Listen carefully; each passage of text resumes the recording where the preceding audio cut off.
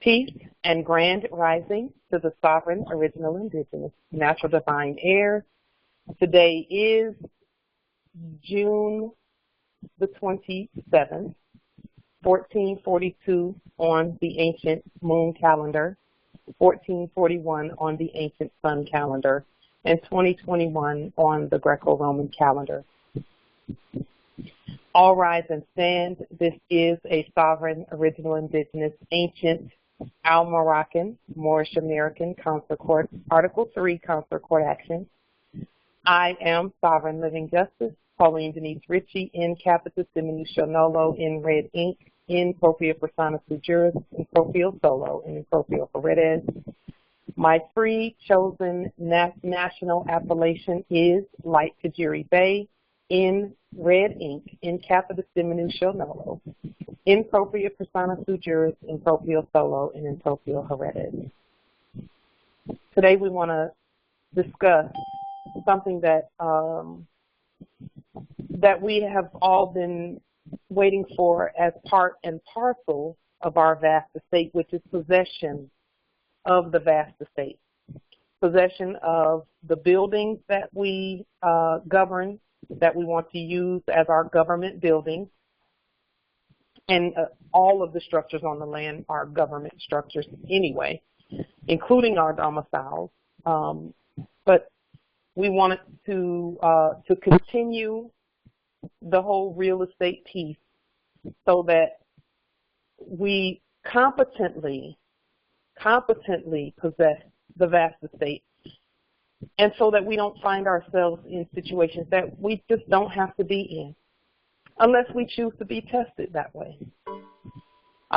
Before we get started with that, let me just say that here at Seattle, Washington Territory, Federal Way, Washington Territory, we are experiencing the hottest weather we've had in, they say, in at least 1,000 years. And they say that if tomorrow it gets over 108, it will be the highest weather we've had in 10,000 years, the hottest weather in 10,000 years, that many days in a row. And to me, that's just a sign that our ancient Al-Moroccan weather has returned to this land. And I went out to go and forage a little bit and find some things to eat, you know, because I like to go out and pick the things that grow naturally, like the dandelion flowers and things like that. Those are some of my favorites to put in salads and things. And I went out and I saw plants out there that I have never seen before. The heat has activated some things that were lying dormant in the soil. Yes, Justice Amos, I'm getting out there as often as possible. Justice Amos goes out barefoot to connect and to stay grounded with the land, which is one of the best things we can do in terms of getting in alignment with the frequencies of the earth. So I'm grateful for the weather here. Today it's about, well, right now it's about 100, somewhere around 100, about 90 something. But it's going to continue to go up, and it should get to about 100 and something, 105 or 103, 108, depending on different parts of the territory. And in some places it'll only get up to 101. But I looked at the weather at Comet and Moab, Utah, and the Grand Canyon, and we have them beat, which is a first. It's never been hotter here than those three places in particular until now. So we're grateful for that, because we know that it's activating some ancient energies. Having said that, with regard to the property, we've all been looking forward to property possession on the land. And there are many more who have done things where property possession is concerned We had to prove ourselves here in the territory with regard to property possession, and we did that successfully in February. And proving ourselves, again, nobility is proven. It's not assumed. That's why we have to keep demonstrating. And that's something that I did not know when we first woke up. I thought that all you have to do is just say, I'm an heir. That works for us. But we still have to prove to ourselves our own sovereign authority.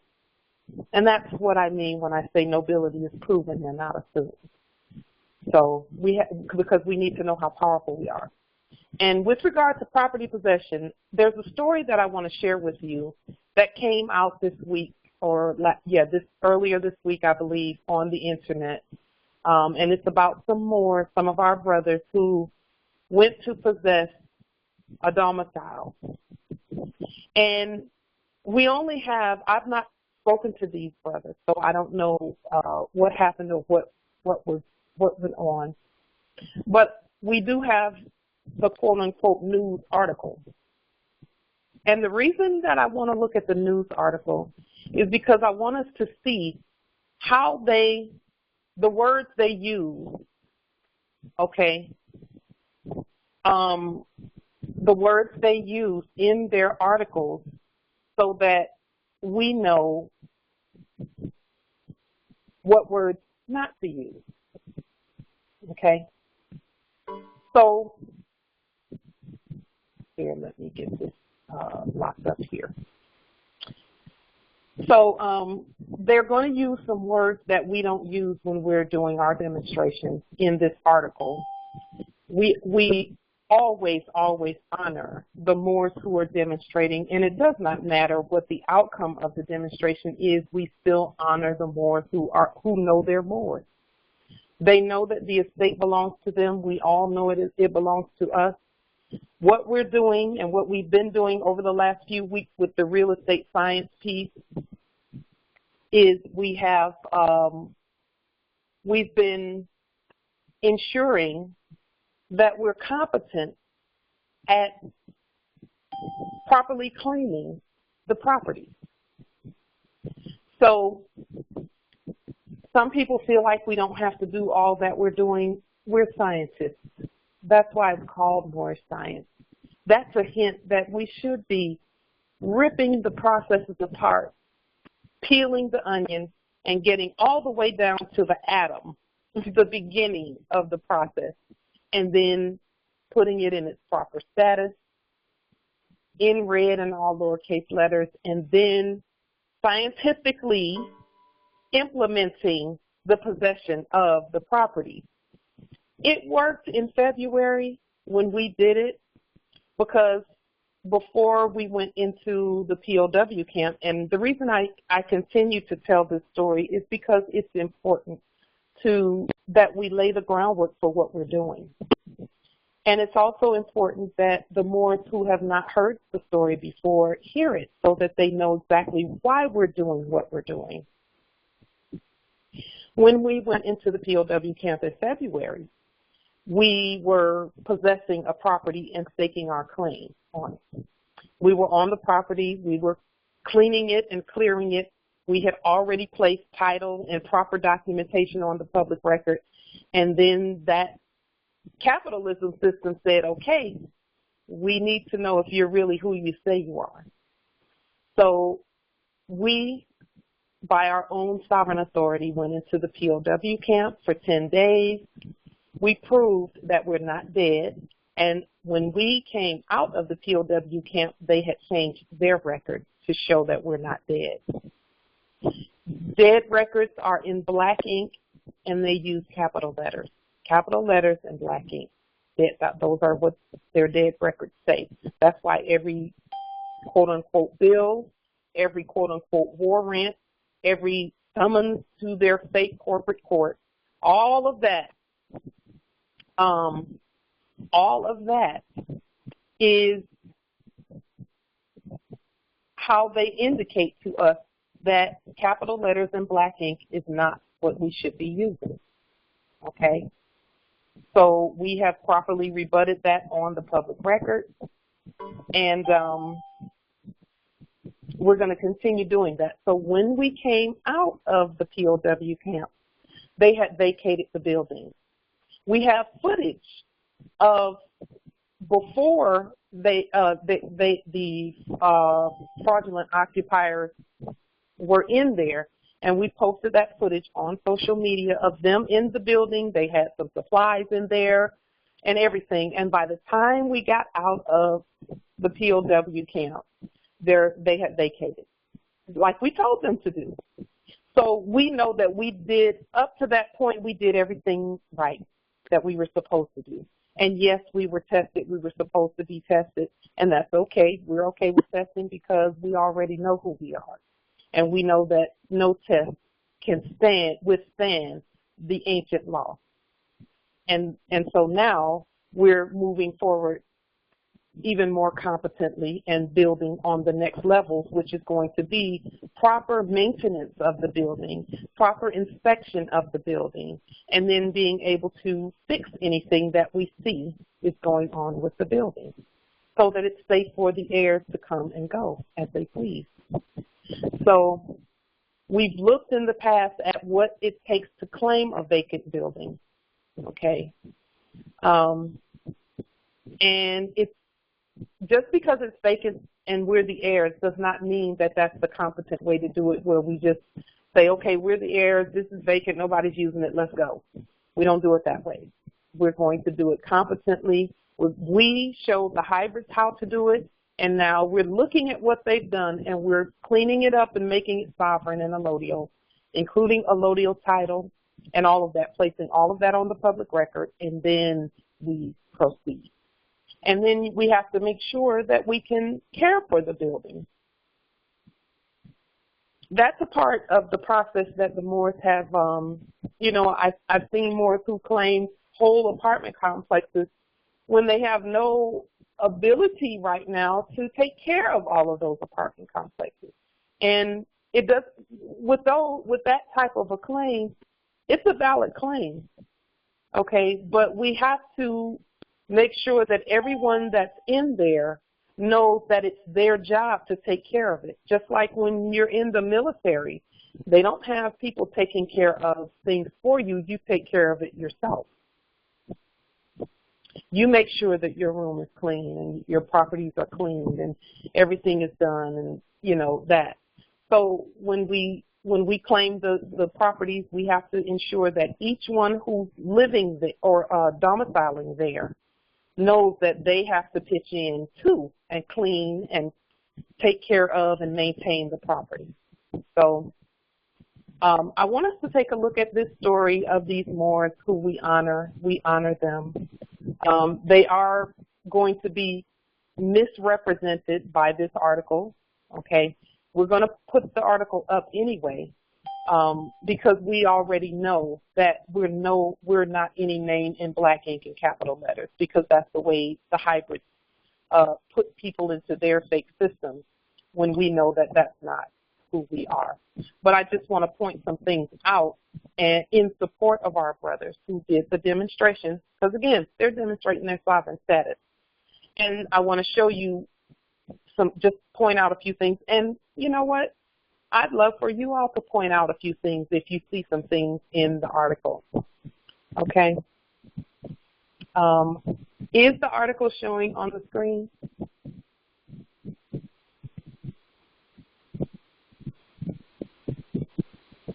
If you can see the article on the screen, let me know. Let me see. Just one moment. Let me just do a few things here so that we can speak freely.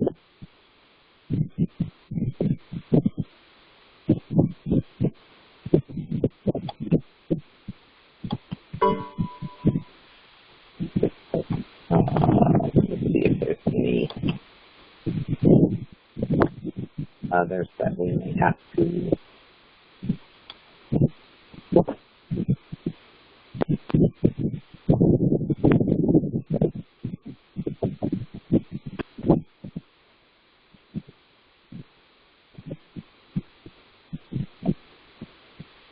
Okay, good. I'm glad you can see it. Okay. So we're looking at the title of this article. Yes, in the chat we already know that there's no such thing. That is an oxymoron. Sovereign citizen does not exist. There are no citizens who are sovereign. Not on our land. None at all. The only sovereigns on the land are the heirs. And I'm going to put everyone on mute, and then if you want to speak, you can unmute yourselves by *6 if you want to point some things out in the article. So let me pull this article up. Until you physically occupy it, it's not yours, and it never will be. Not yours, Pauline. We knew that they would be there. It's not yours, Pauline. Let the high be here. We are putting them out. Order in the court. Islam. So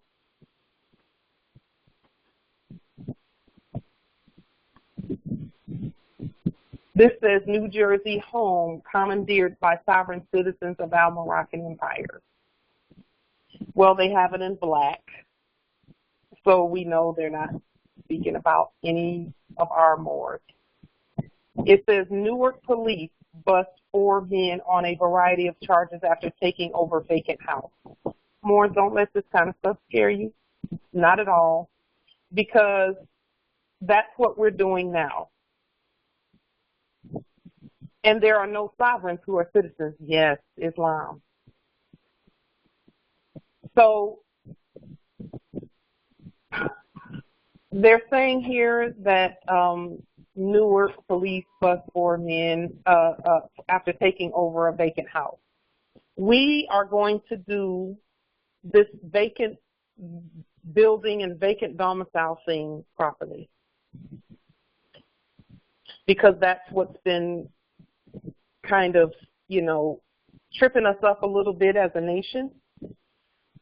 So that's why we're tearing that process apart. Empress Shade is doing an absolutely amazing job of ripping that thing apart. She knows that real estate piece front and back. And that is the level of scientific information and knowledge that we need with everything that we do. We need to be able to tear the process apart from start to finish and then clean it up. That's the key. So the domicile was vacant.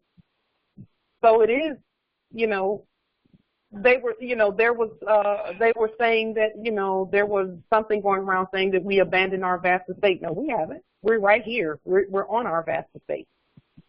And if something is,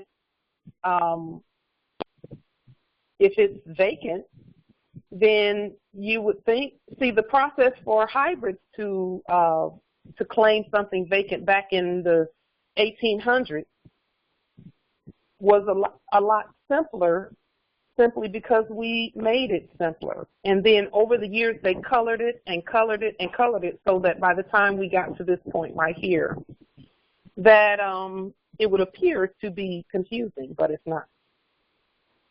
So let me tell you, and I see something in the chat that I want to mention really quickly too. It says another form of slander and denationalizing.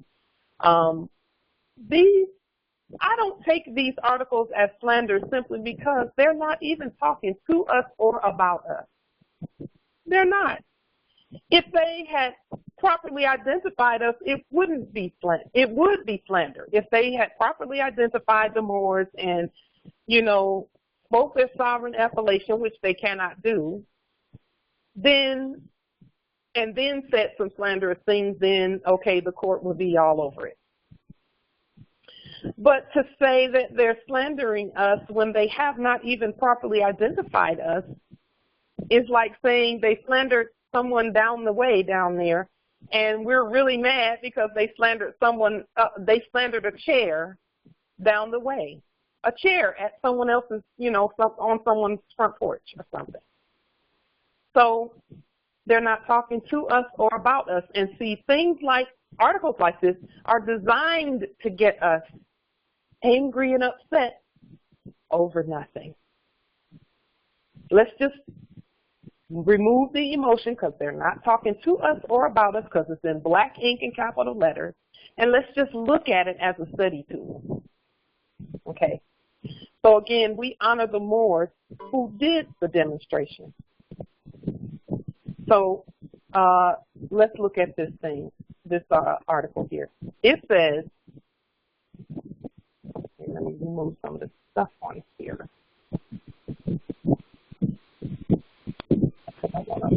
That stuff. Okay. So it says,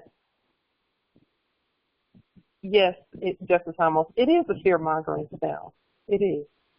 It says, and that's why we want to look at it so that we can dispel the fear. We have nothing to be afraid of when we're competent. So a group of 4 men who said they were sovereign citizens of the Al-Moroccan Empire took up ownership of a New Jersey home and claimed the property was rightfully theirs given their status. Local police recently said, well, we know that our brothers competently would not call themselves sovereign citizens. They would never say that because they know that, And again, I don't know these Moors personally, but I don't have to know them to know that they're our brothers and they did the right thing. What they need to do is continue to study. They did the right thing in claiming their sovereign status is what I'm saying. But to claim the property, the processes that we're doing right now need to be done, okay? So that's what I mean when I say they did the right thing. They did the right thing in claiming their proper status. At least they didn't say we black and we proud, So, yes. Let's see. I love what's going on in the chat. Beautiful. Yes, Empress Shade, that's good. She said in the chat they know what we're doing now, and they are fearing and trying to cast their fear on us so we can stop, but that won't work. Islam, Empress, yes. See, a story like that would come out now because we got the keys. We got the keys. The key is competent, period. Competent documentation. And then all we have to do is look at what they did, they being the colonizers. Look at it, clean it up, put it in affidavit form on government letterhead, in red and all lowercase letters, each step, point for point. And some of those points we don't even have to address because we're sovereign. So it says, Huber A. John, comma. Well, our brothers are no names. They don't have names. They have appellations, sovereign appellations. And, of course, they use capital letters because that's what they do. So it says Huber A. John, 39, was arrested on June 17th and charged with criminal mischief, burglary, criminal trespass, terroristic threat after he allegedly, so they're not even saying that their court did anything. They're saying allegedly their court did something. Proper identity, but you can't call somebody out if you haven't even properly identified them. It says, took over a vacant Newark, New Jersey home with 3 other men. The Newark Department of Public Safety said Tuesday.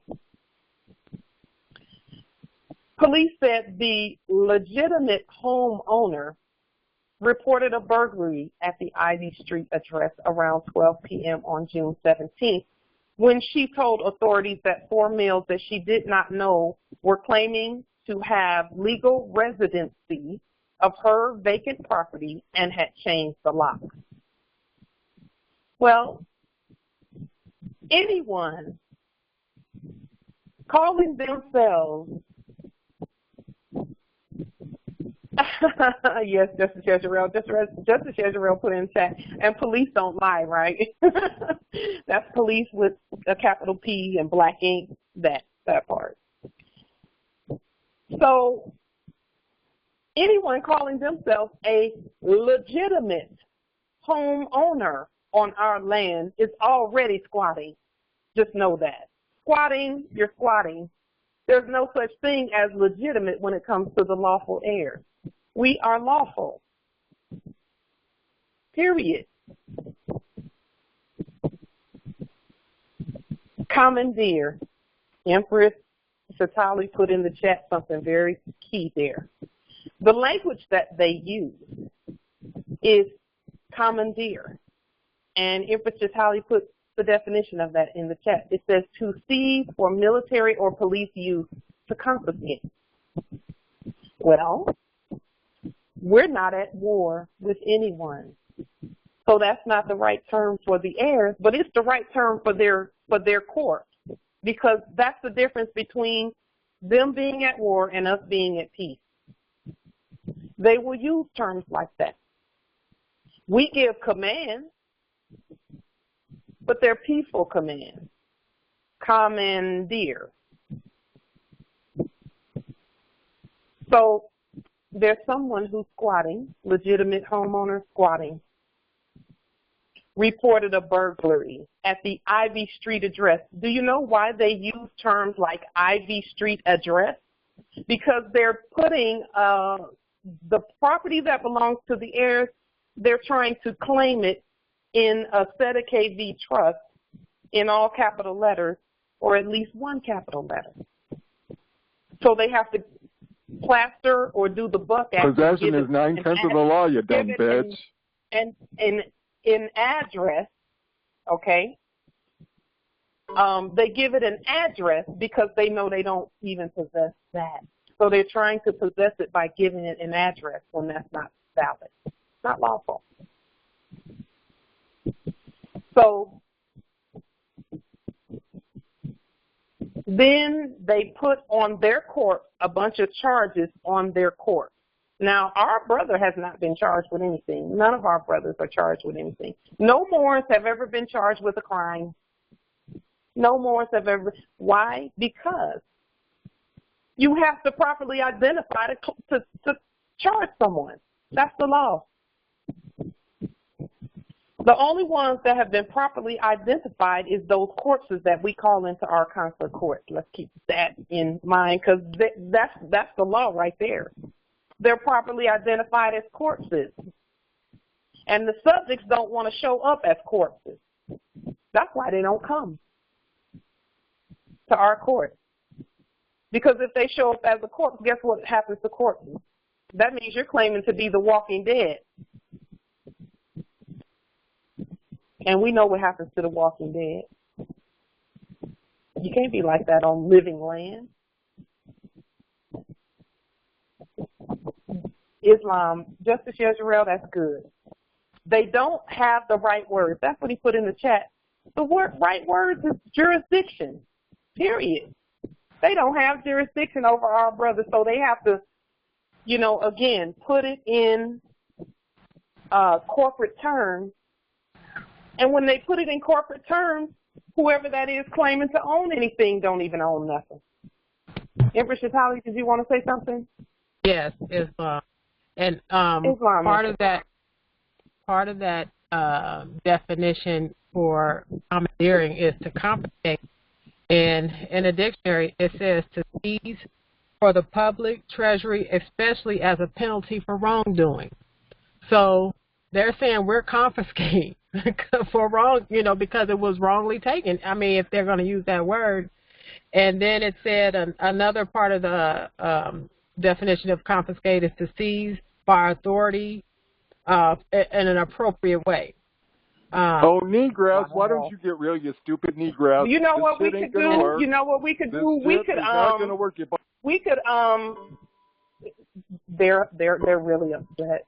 We don't want you to be upset, hybrids. We don't want you to be upset, and that's for all of them. We don't need you to be upset. You're in subject status. Go ahead, Empress. And then the last part of the definition, it says seized by a government, appropriate. So there you go. That word commandeer, and we complicated. So they're saying we're government getting our property back because it was wrongly taken by wrongdoers.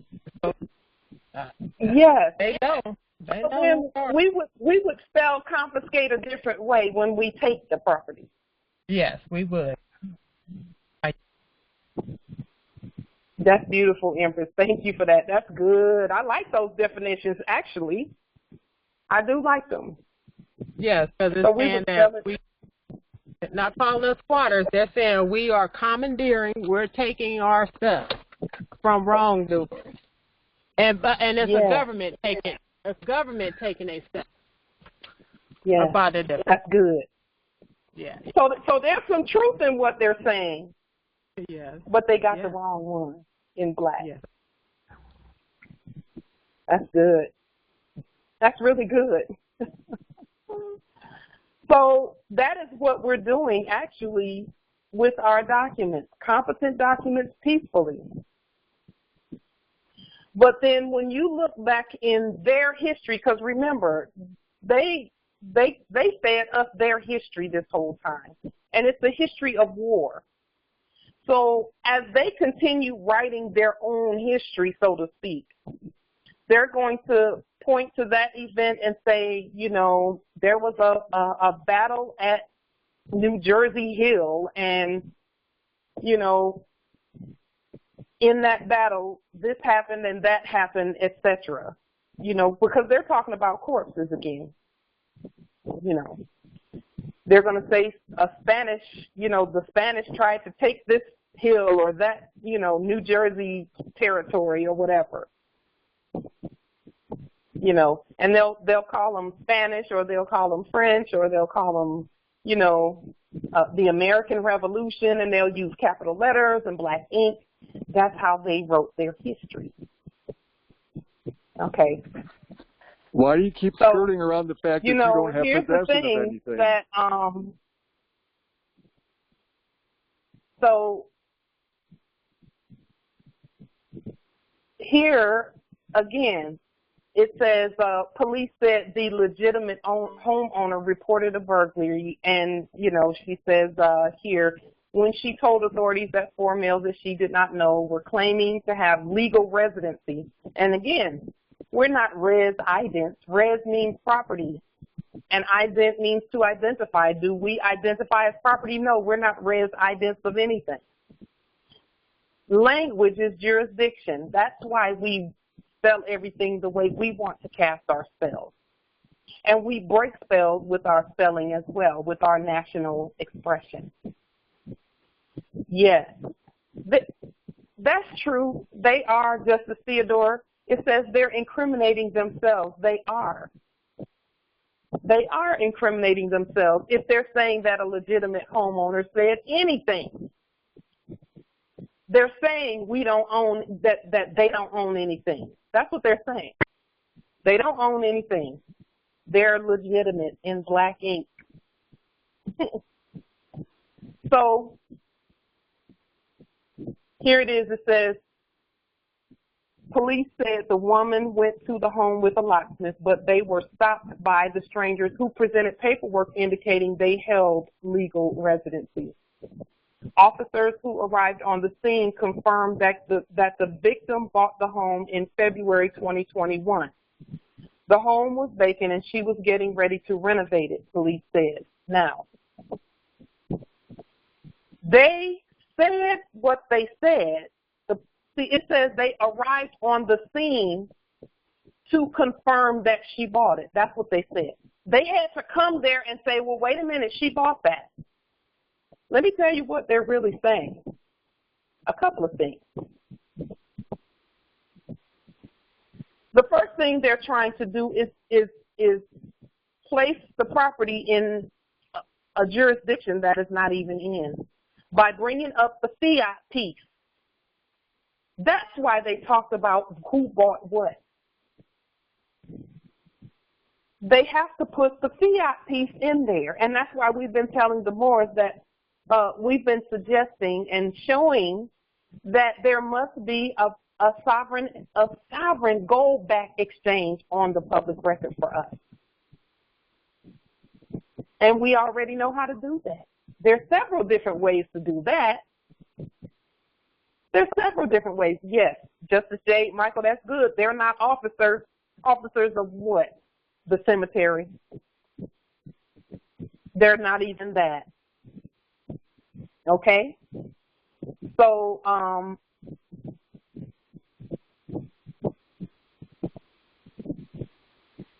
that's good, Justice Amos. This is good. What you put in the chat, it said, then why did so-called legitimate homeowner rebut the heirs' affidavits giving them due process of law, putting them on notice?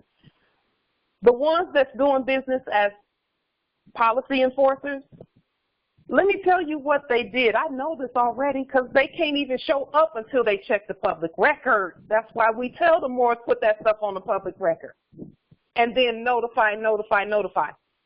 I can assure you, without even really seeing the documents, I haven't seen the documents, I haven't seen the paperwork that the Moors put on the public record. But there was something missing, or else these people, these fakes, would not have been able to say what they said. We have to make sure that we cross all T's and dot all I's. We have to rebut everything they do. And most likely, there was not an exchange, a sovereign gold-backed exchange on the public record. And how do we know that? Because the Delarium just went out this past week. We have gold-backed money, and even all of our exchanges must be done in Moorish sovereign Delarium. They have to be done in gold-backed. Money that comes from the Moors. It can't come from a fake United States Corporation Company Treasury because we already know that thing ain't got nothing in it but debt. They can rebut if the documents are not fully competent. They can. We see them do it all the time. And the purpose of what we're doing is to make sure that doesn't happen.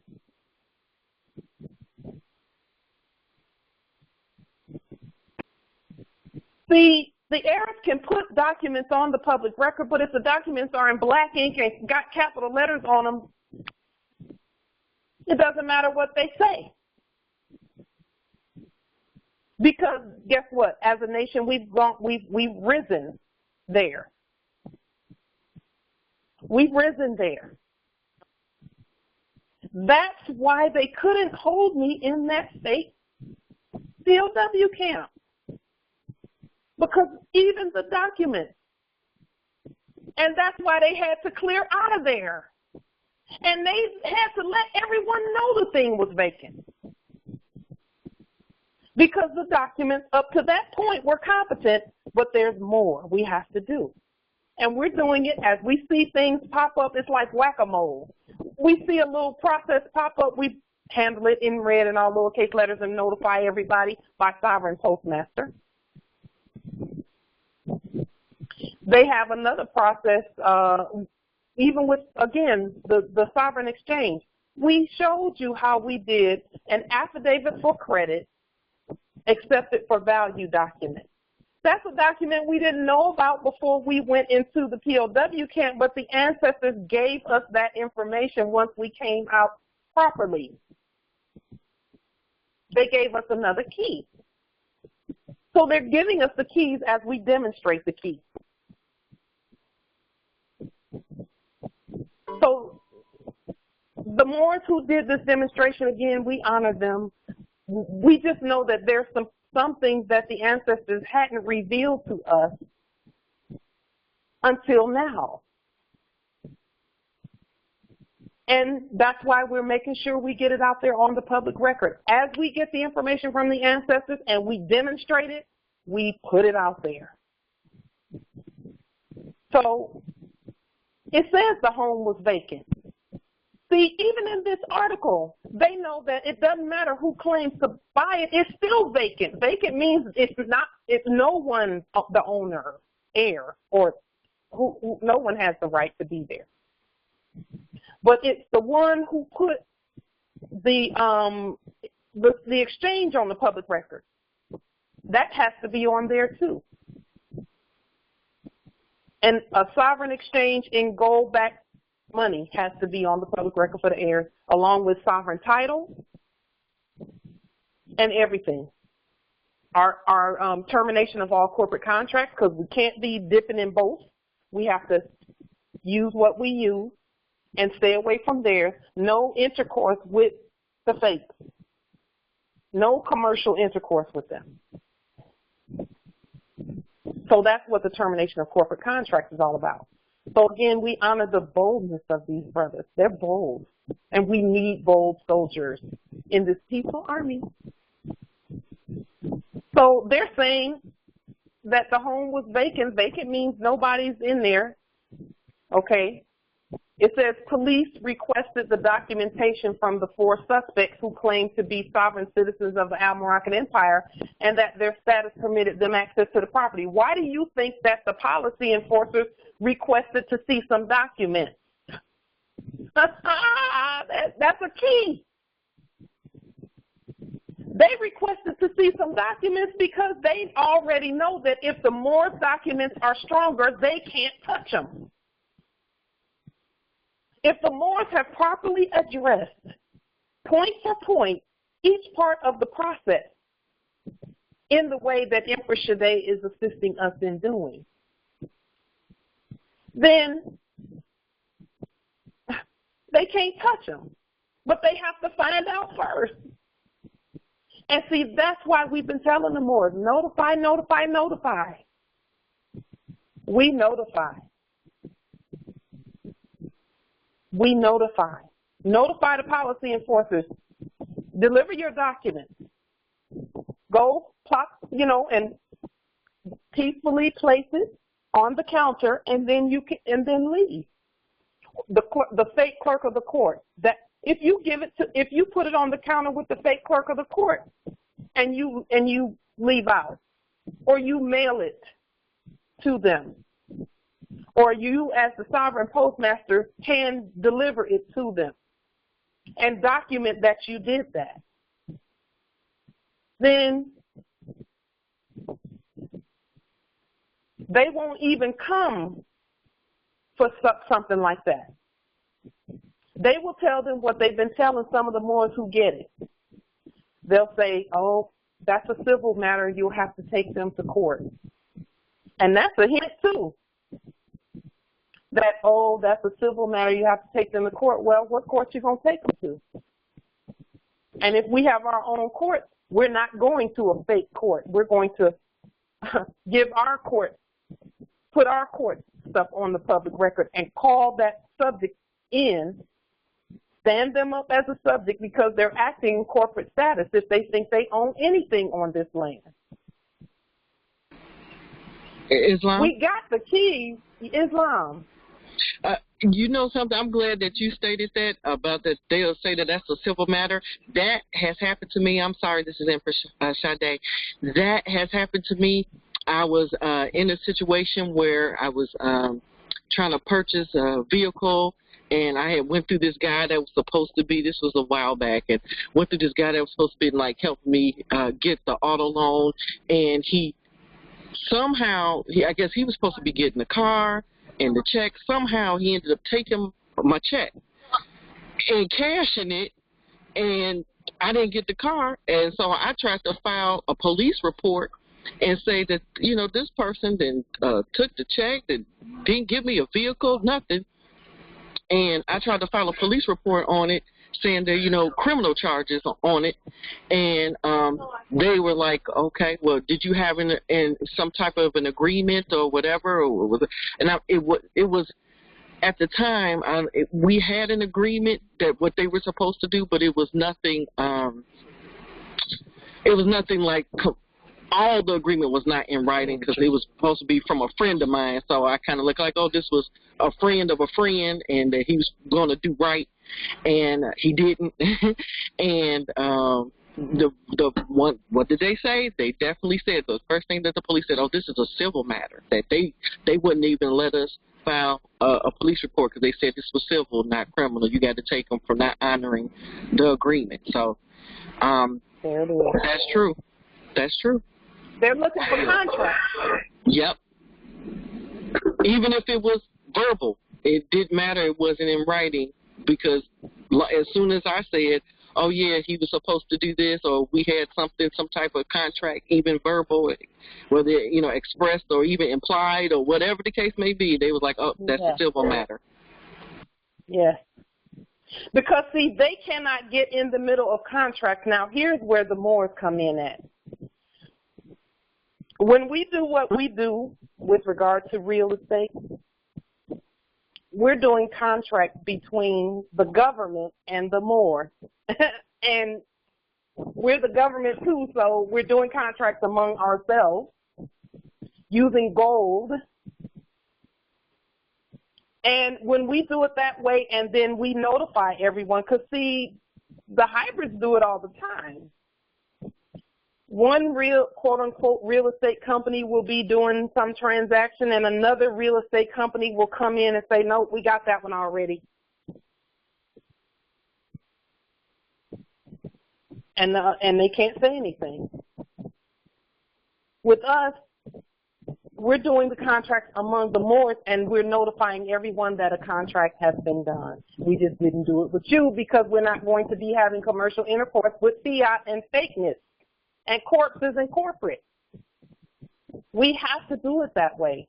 And anyone trying to mix the two, you're going to get yourself jammed because you can't mix those two.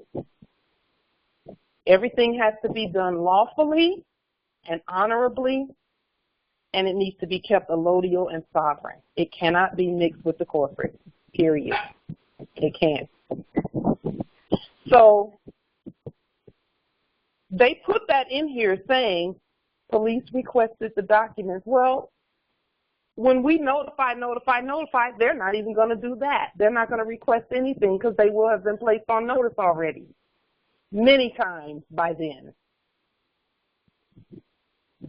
And they wanted to see if there were a payment that had been made, some documentation of a payment. That's what they wanted to see. Because, see, again, when we're right, we're right. When we're competent, period.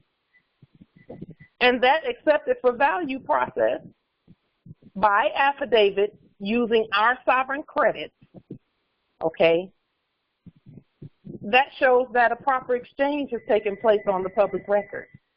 Then, after that, because I'm watching the building down the street, I love this whole process because I'm watching them make moves, and they're, you know, but they can't get past us. They can't. So the next thing I need to do, and the signs are already made and everything. I have another document that I have to file because I'm not file, but notify them of, and then put it on the public record because it's filed with our government, not them. We're just notifying them that it's done. So they know, policy enforcers know that if the Moors have competent documents, we can't do anything about it. And then they'll tell the citizen you have to take them to court because that's another spell they're trying to cast. But we already got our court set up. And see, by then, listen, the process that we're putting forth, Moors, it says that you will have done a court action before you even get to this point where you're going to occupy, you know, not occupy, but domicile or be in the building. You will have done at least one court action, if not 2 or 3 or 4 by then. I've been doing court actions as we go. Every time I think a court action needs to be done, I do it. And then I notify them that, nope, no corporate activity here. None. I'm loving it because it does feel like chess because you're thinking 3 and 4 and 5 steps ahead. See, you don't want to go and be in the building and then remember, oops, I have to do an inspection. I should have inspected the building first. So we're playing chess, not checkers. So all of the processes that we're doing, we're getting them together first. Then we'll go do them. And we're putting them on the public record first. Moors are proactive. We're always 2, 3, 4, 5, 30, 50, 100 steps ahead. Always. And that's only going to get better and better and better for us. So then it says, the quartet followed officers' orders to leave the property. Now, again, this article is not talking about any Moors because it's in black. But we don't abandon our vast estate. We don't do it.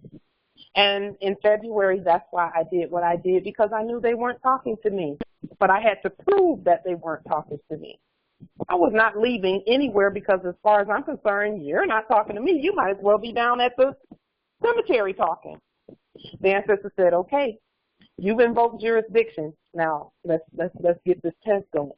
Okay, let's get the test going. Bam. We do the test. We come out by our own sovereign authority. So you see here, the quartet follows. See, they're putting that in there because they're hinting, they're signaling, they're saying, we don't do what they tell us to do. They don't have the authority to give us any orders.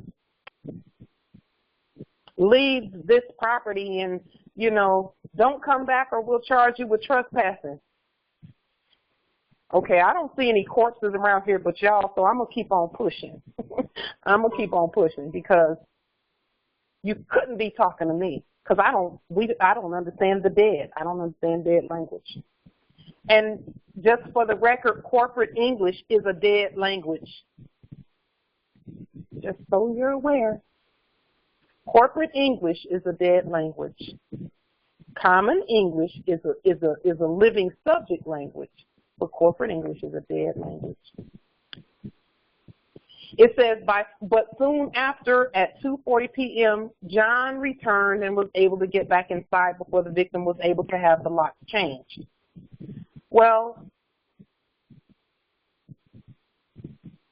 that's a bold Moor who did the demonstration. Now, again, our brother is not this one they're talking about here because it's in black. We're going to keep putting that out there. Moors know this, that this whole process is about teaching us how to govern the vast estate. So if we miss a step or something's not there, then we're going to be tested, okay?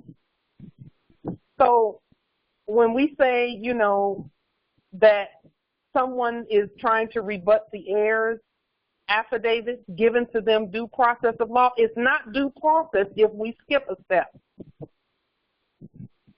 If we miss something, it's not due process. It's not. We must properly and competently govern because we got to show our heirs how to do this peacefully. See, it'll remain peaceful when we're competent.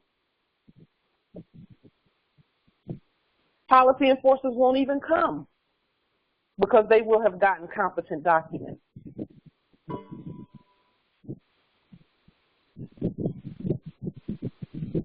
Just a moment. I'm going to have to unlock it because I'm getting some energy that says unlock it. Okay. So, some Moors feel that if they give 1 or 2 notifications, that's enough, but it's not. We have to be competent. Yes, Justice Giramore says that common English, corporate English, it says if it is not written and properly formatted in legible diction, it's hearsay. We call it you're right. So in Creole, okay, I don't understand that, Justice Gio. So I don't understand the breakdown of that word there that you use. Islam. Islam. Say yeri so. Yeriso. Data yeriso. Oh. That's how it's said in Yeriso. Yeriso. Yes. Oh. That's why yer re so. That's what here say is called yeriso in Creole. I hear and obey, Master Pauline. I hear and obey. Oh, did he say that? We know that. Subjects are supposed to hear and obey. Islam. This is your more, that's good. Now I get it. Yeriso. Yes. I get it. Yeah, that makes sense. I yield. One thing that I noticed on top is that they did not arrest them on the spot. They checked the documents and seen they were not you in the ass. to leave. So that's good in the chat what you put there, Empress. I hear and obey, Master Pauline. I hear and obey. She put in the chat, one thing that I noticed off top is that they did not arrest them on the spot. They checked the documents and seen they were not competent and told them to leave. The only one arrested was the one that came back after they checked the documents first. That is so true. See, again, they know we're right. They know we're the heirs. They know we're the heirs. And that's why I was saying in February when I went to the building, I could have left. I could have, but I'm not a corpse, and they don't tell the living what to do. So I'm a Leo that way. I wasn't going nowhere. You know, I just wasn't, because it's our vast estate, and I knew I had put competent documents on the public record. So yes, that's something important to point out, Empress, that you know, that they only arrested the one who came back. Yeah, you know. So, and again, they still misidentified our brothers, and all our brothers have to do is not respond to any name in black ink and capital letters, and they'll have to let them go. They will have freed themselves by not responding to any names in black ink and capital letters when corpses talk, or by doing a court action on them. All rise and stand. This is a sovereign, original, indigenous, ancient Al-Moroccan Article 3 Moorish American Consular Court action. And then start putting those questions. What is your name? Do you understand that you are hereby bound by the Constitution for the United States, 1789 and 1791? Those questions. Then you state to them, you're in subject status, leave the property, and do not return. Because that's what I told them when I was in the POW camp. I said, leave this cell, leave this doorway, and do not return. And the ones that I told that to never came back. It was others who came. And we told them the same thing. So they sent 3 different groups there. And that was, you know, a test. So we just did what we did. So, yes.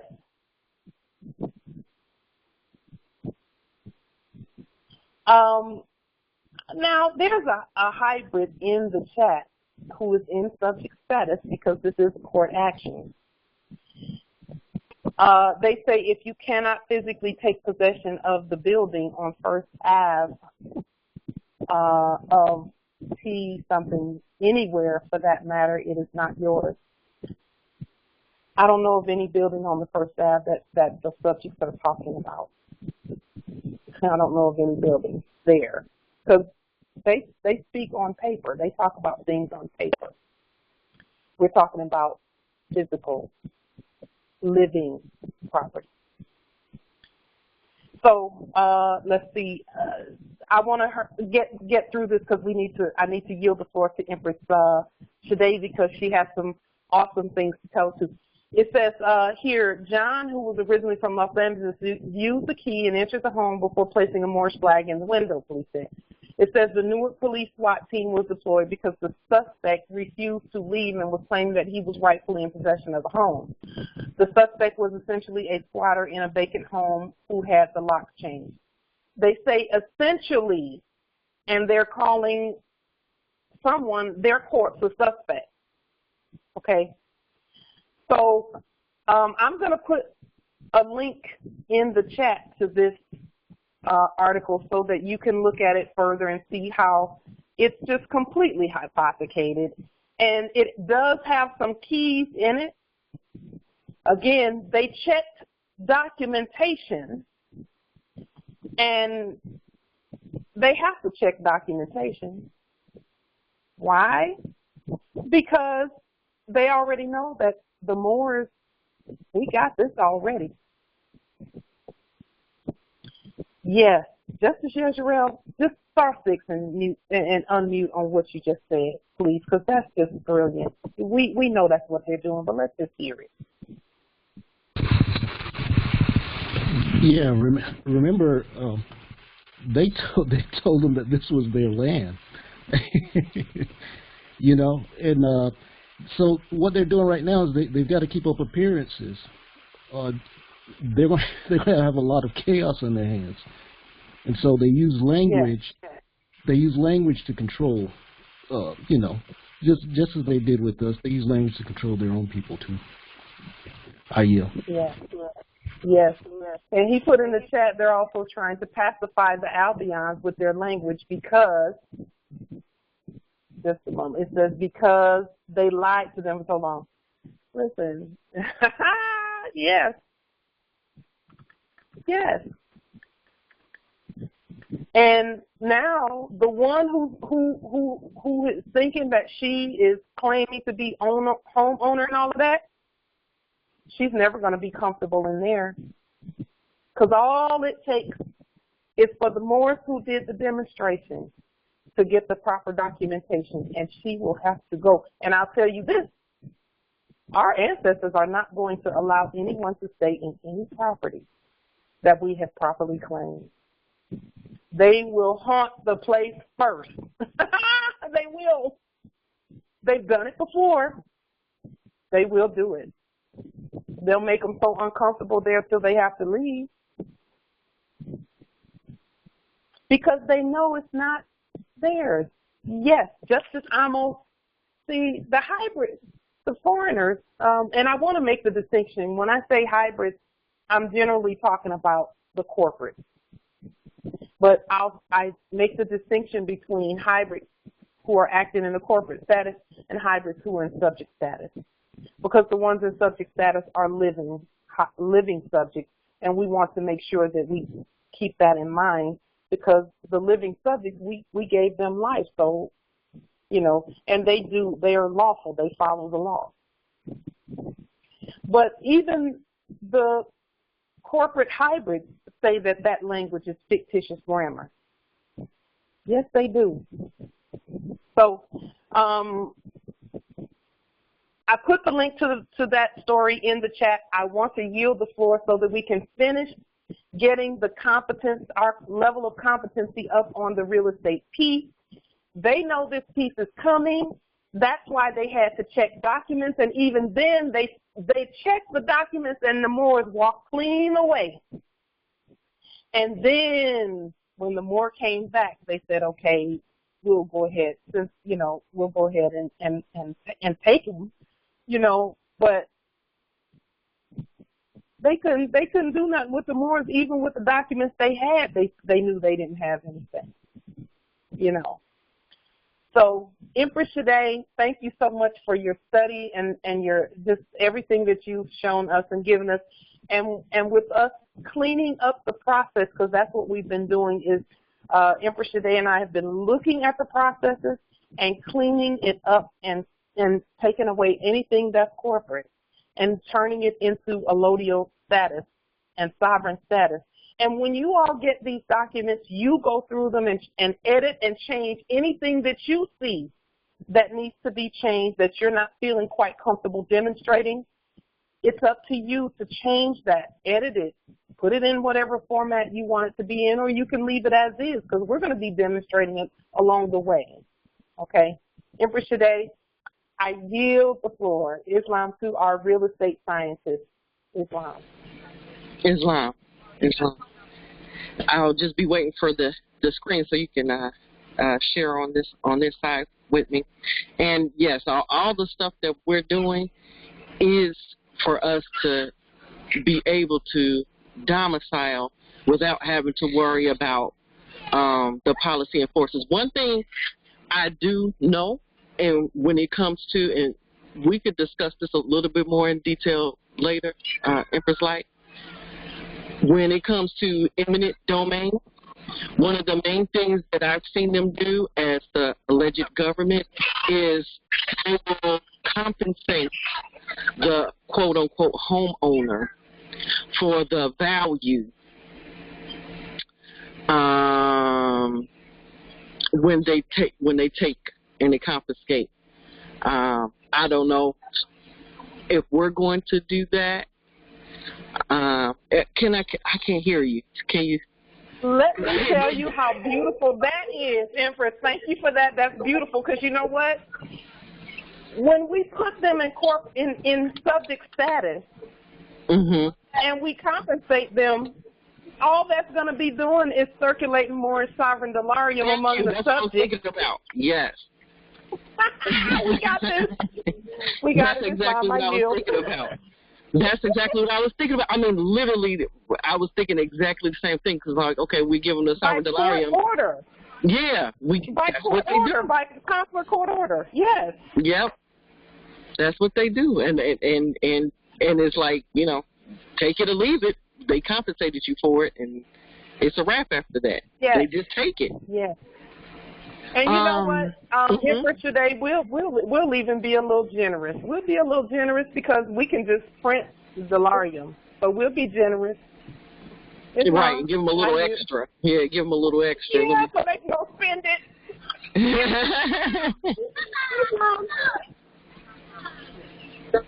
I see, let me say it, I see the share the screen, but one of my files not coming up. And I'm trying to, I wonder why it's not, oh, it's probably will come up. Okay, let me just start sharing the screen. It probably will show up in a minute. Hold on one second. Where am I at? Okay, there. Okay. I press share the screen. Let me know when you can see it. I have to go to my screen. Can everyone see? I'm a blow it up so it can be bigger. Yes, we can see it. Islam. There we go. Okay. Okay. This is supposed to be lowercase. It keeps doing this every time I change it. Yeah, spell check. I just turned my spell check off because it cannot help me. There it goes again. I gotta turn it off myself. Okay, so this is the sovereign real estate. I put appraisal CMA process, and the CMA is a comparative market analysis process, and pretty much you're just comparing properties that's in the surrounding area to the property that you are planning on doing our sovereign real estate transaction, and basically trying to base the value to see if you're purchasing it for the right amount. Okay? So if you just look at what they teach you on what an appraisal is, just in case some people are not aware. Okay, this is correct. An appraisal is, here, let me just go.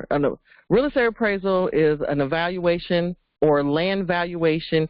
It's the process of developing an opinion. So it's your opinion based on the value of the real estate, the property, the real estate transaction, often required appraisals because they are infrequently and every property is unique, so you need to have some type of valuation for one particular property that might be just a little bit different than the other ones in the neighborhood, and you will want to know that value. So basically you would do a kind of add and subtract process. We're going to go a little bit more in detail shortly, but basically if your domicile is similar to a domicile maybe next door, but yours has 4 bedrooms, and then that domicile next door only has 3 bedrooms, of course you would yours would have to add some more what do I want to say, credits, some more sovereign credits for yours having a 4th bedroom compared to the other property that doesn't. Okay, so now we have the duties of an appraiser. An appraiser is a person that develops an opinion, again it's an opinion, of the market value or other value of a product, most notably real estate. So yes, you can do this yourself because it's based on the opinion, your opinion. Okay, now it's going to be an educated, I guess what I would say, opinion. It would be based on your erudite lessons from really doing the studies in the area and looking at the properties and adding, subtracting, and so forth. Okay, so and I'm going to show you our appraisal. Let me show you our appraisal. Some of the lines, Empress Light, I don't know if you can see them. 'Cause I had everything in red. Can you use the thing in the corner and make it? Yeah, thank you. A little bit bigger, just a little bit. There you go. That's perfect. Okay. Thank you. I had all the lines red, and I must not have saved it because now some of them are coming up black, but that's okay. That's going to be fixed. Okay, so this is our comparative market analysis, always on our letterhead. Okay, definitely you see the court action. And I'm going to compare this to one that was done in the corporate so you can see the difference, okay? Right here would be our limited appraisal. You will have a picture here of the domicile. And let me show you one just so we can compare. Hold on one second. Okay. Here's one. This is a summarized appraisal that was done for this domicile that you see here. And our appraisal, if you notice at the top, it says 10 pages long. Our appraisal is really short, just like this one is going to be roughly 10 pages. We tried to knock it all out. I have another appraisal right here that I'm going to show you. I'm not going to go through the whole appraisal. I'm really just going to show you how many pages it is. 36, okay? So a normal appraisal, full length appraisal could be 36 plus pages. Maybe even more, sometimes less. We're not doing that. Ours is similar to the summary, which is only about 10 pages. And as you can see in the very beginning, they have here the picture, and it says appraisal of, and it'll say this picture, and it's a single family residence. That's what they have. Then they'll have the location for, like who's it for? Normally it would be for whatever lender, the borrower's quote unquote name there, and then the date there, and then they'll have the appraised value, and then they'll say right at the end, this would be where the appraiser name would go. Okay. Now let me go to ours so you guys can see the difference. Okay. So right here, this is where our picture would be. This is going to be where the value would go for us. Okay. And then as we go down a little bit more, this would be the domicile location. This is going to be for the Amexum Land Bank, okay? And the grantor or receiver is going to be whoever is performing this appraisal. So if you're the grantor, which would be the in the corporate world, that would be the seller, then you put your appellation here with your domicile information here, or your mortgage company, whatever the case may be. And if you're the receiver, which would be in the corporate world, the buyer, you'll put your appellation here, okay? Because many in the corporate world, buyers or sellers can perform appraisals just to get the value of their property before they list it on the market. You will want to know so you can come with the right price that you want to list it for. And then, of course, as a buyer, you want to make sure that you're purchasing it for the right price as well. So you will want an appraisal done, and even if you didn't want it, most likely your lender would have wanted it for you and made you get an appraisal. And then we'll have, you know, our date right here, and then who's performing the appraisal, which should be at this point you. I mean, unless it's maybe your consort or, you know, somebody, if you can't make it doing it for you, it should be you. Should be no reason for any of the Moors to feel like they can't do this process, okay? And for us, we're going to have the ALB, which is the American Land Bank number, would be right here. And this would be the equivalent to the PIN number, okay, which is a parcel identification number of a property that's generally used for the tax purposes and for that they'll use for recording for in the recorder of deeds office, etc. And you're going to see where this you're going to put right here if the comparative market analysis is the initial, which means is it the first one being done? Is it the second opinion, or is it an updated one like maybe you did one previously and now you're doing it again? Or is it exterior only? A lot of times, I don't know if anyone heard of this, they'll do drive-by appraisals where sometimes you may not be able to go inside the property, so you will have to base the appraisal based on the exterior only, okay? And then, of course, our date, the domicile, mailing location, your real estate scientist appellation here, and receiver's appellation here.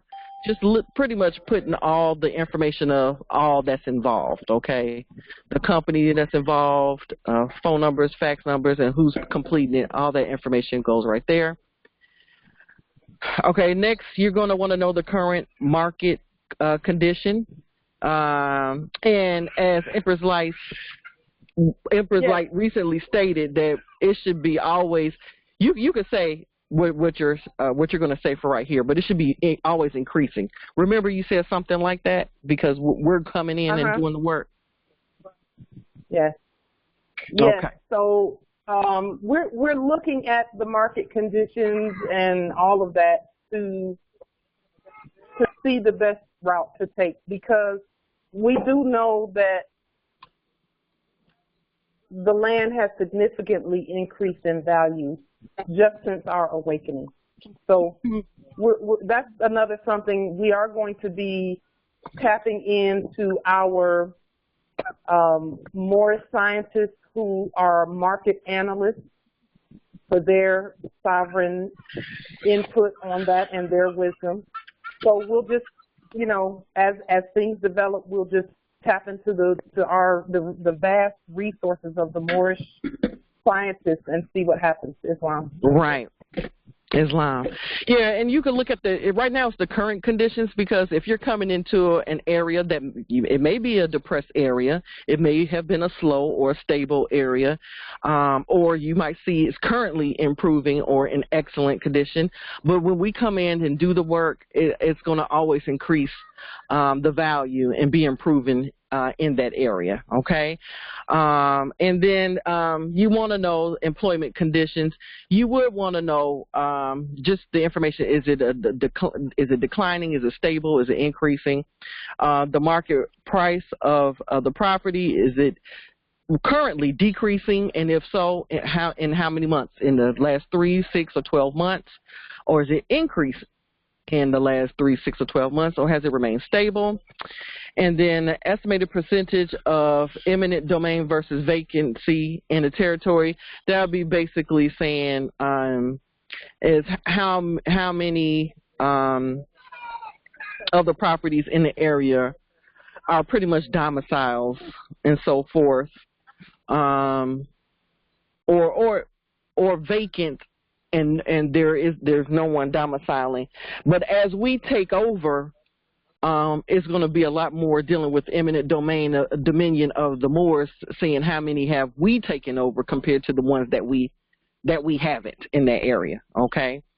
And then you also will want to know, is it a normal supply of properties in the area that are vacant, or is there an oversupply of properties in the area, or is there a shortage of comparable listings in that territory.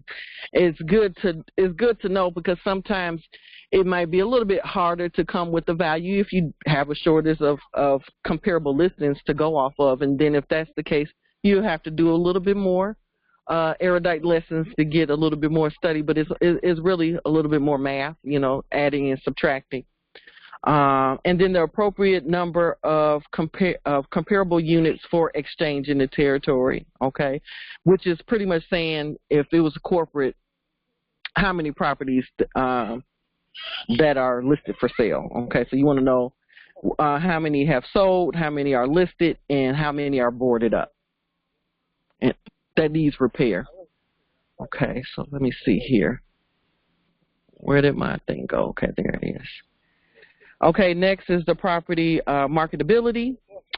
And for this, you're going to put the range of values. And you see we already got the be it sign here. We took away the dollar sign, put the be it sign. You'll want to put that into these spaces, the range of values, okay, whether they go from 200 to 300,000.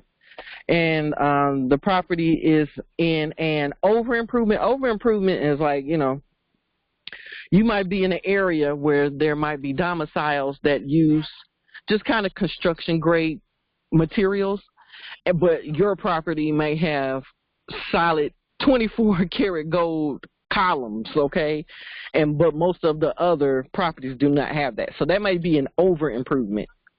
And I'm sure you guys can already know probably what an under-improvement would be, so we don't have to go through that. And the appropriate improvements for the territory basically is the property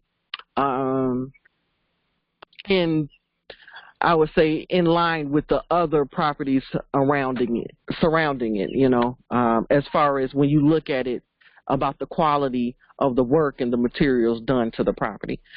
And then normal marketing time in the area, okay, how long does it take for a property to sell? 30 days, 60 days, 90 days. Now, what is all property types are going to be backed by sovereign gold credits for exchange, so that is going to be a yes. The more and more domiciles we take over, all of our properties are definitely going to be backed by that. Even if they're not currently, they will be, as each of you guys demonstrate. Has a property been on the market in the last 12 months? That's always, you know, good to know. A lot of times you want to know, you do the analysis on the property, but definitely on the old listings as well as new listings to see did it sell and why did it not sell. Because even when you do the work and you're going to be doing your transactions with other moors, you're going to want it to be in a condition where other moors would want to come and have that be their domicile as well. And you're going to, and in order for that to happen, you will want to do quality work. So maybe it was a property that needed repairs really bad, and no one really wanted to take it over in the last 12 months, so it didn't sell. And therefore, now you have to come in and do the work so it can. So you'll want to know that information. Has it been on the market the past 12 months, yes or no? And if yes, what was the price at the time? And you can go to old MLS, which is multiple listing service, that pretty much put all listings on the market, no matter what territory you're in. You can always go probably and find an old listing of that property, okay? And then to the best of your knowledge, why did it not exchange? Why did it not sell? And you can say, hey, it needs repairs. Okay, now right here, unit type, I think it's self-explanatory. Is it a single kin, which is similar to single family? And detached means a detached garage. Single kin attached, which is an attached garage. Is it a condo, a townhome, a co-op, modular, or a mobile home? And if a condo, and me and Light went over this, normally you would pay association fees.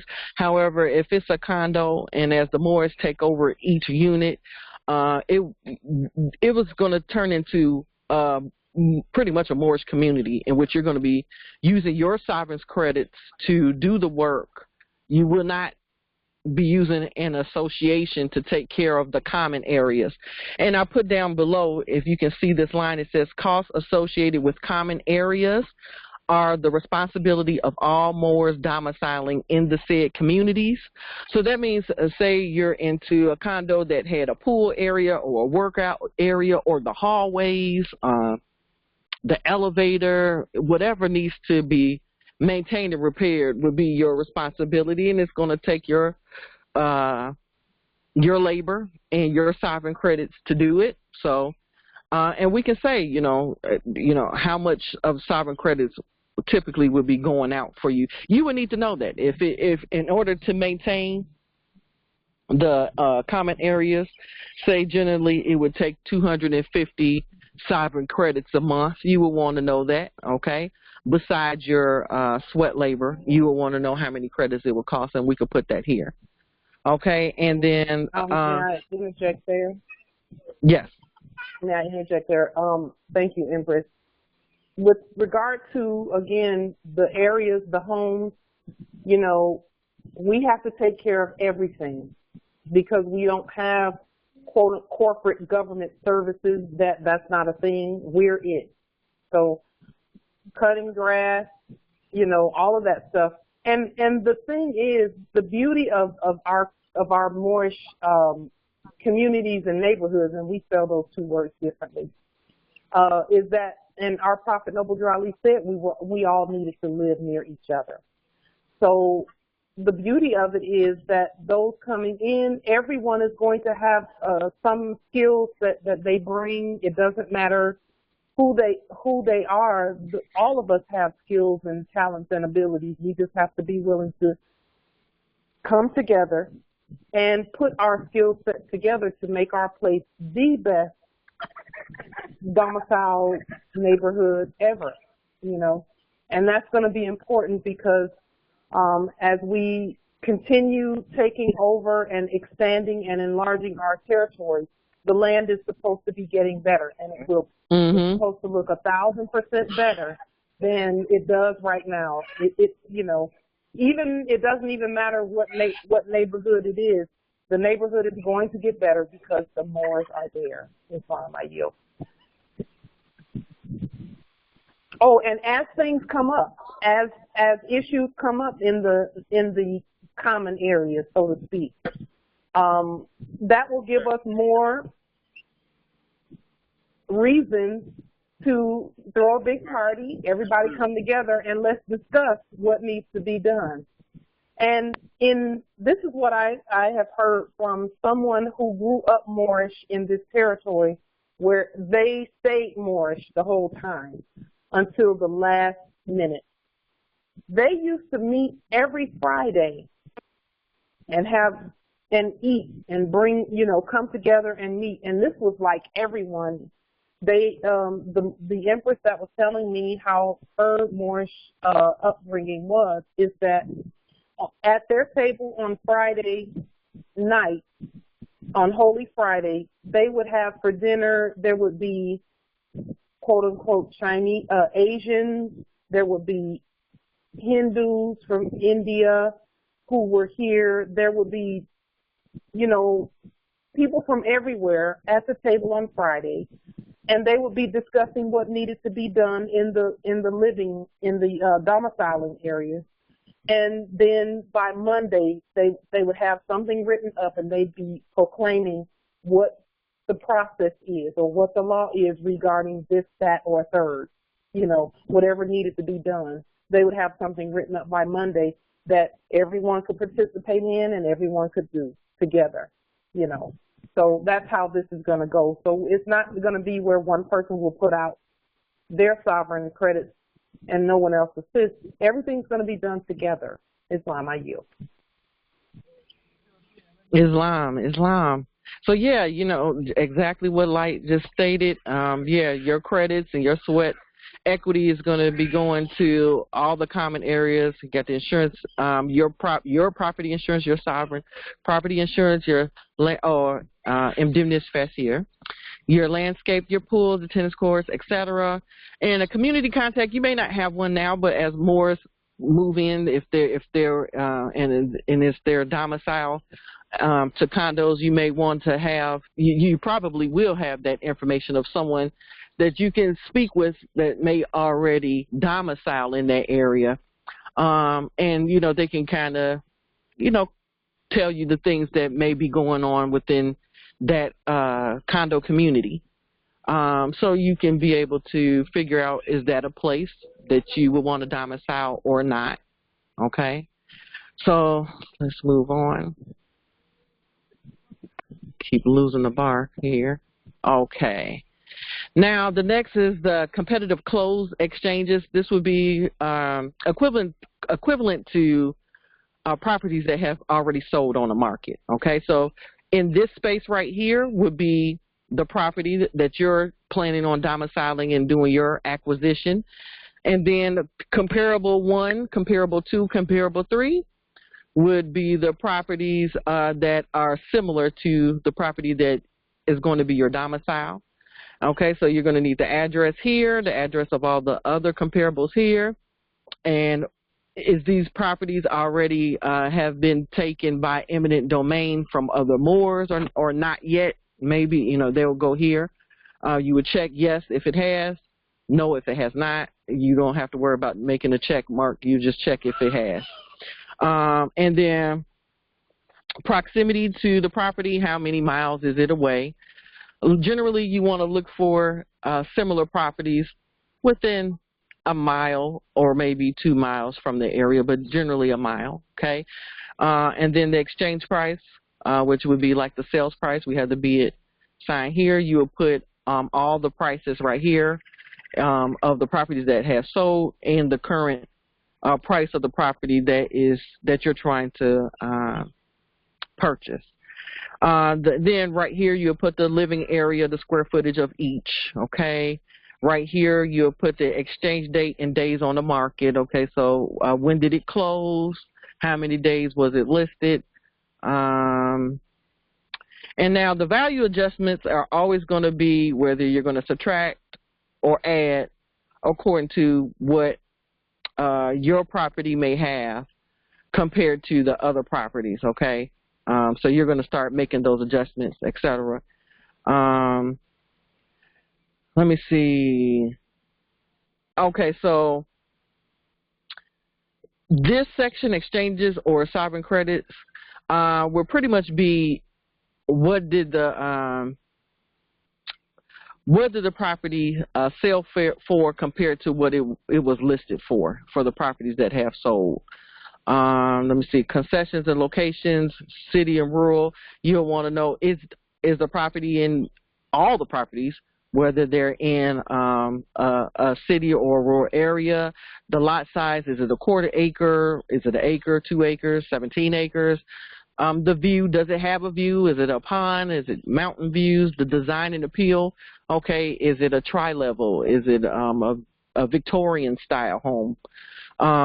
Quality of construction, is it in good condition, bad, poor condition? Year built, that speaks for itself. And then of course you'll want to know just the overall condition, the quality of construction. You'll want to know that, good and poor, but the overall condition, you'll want to know that as well.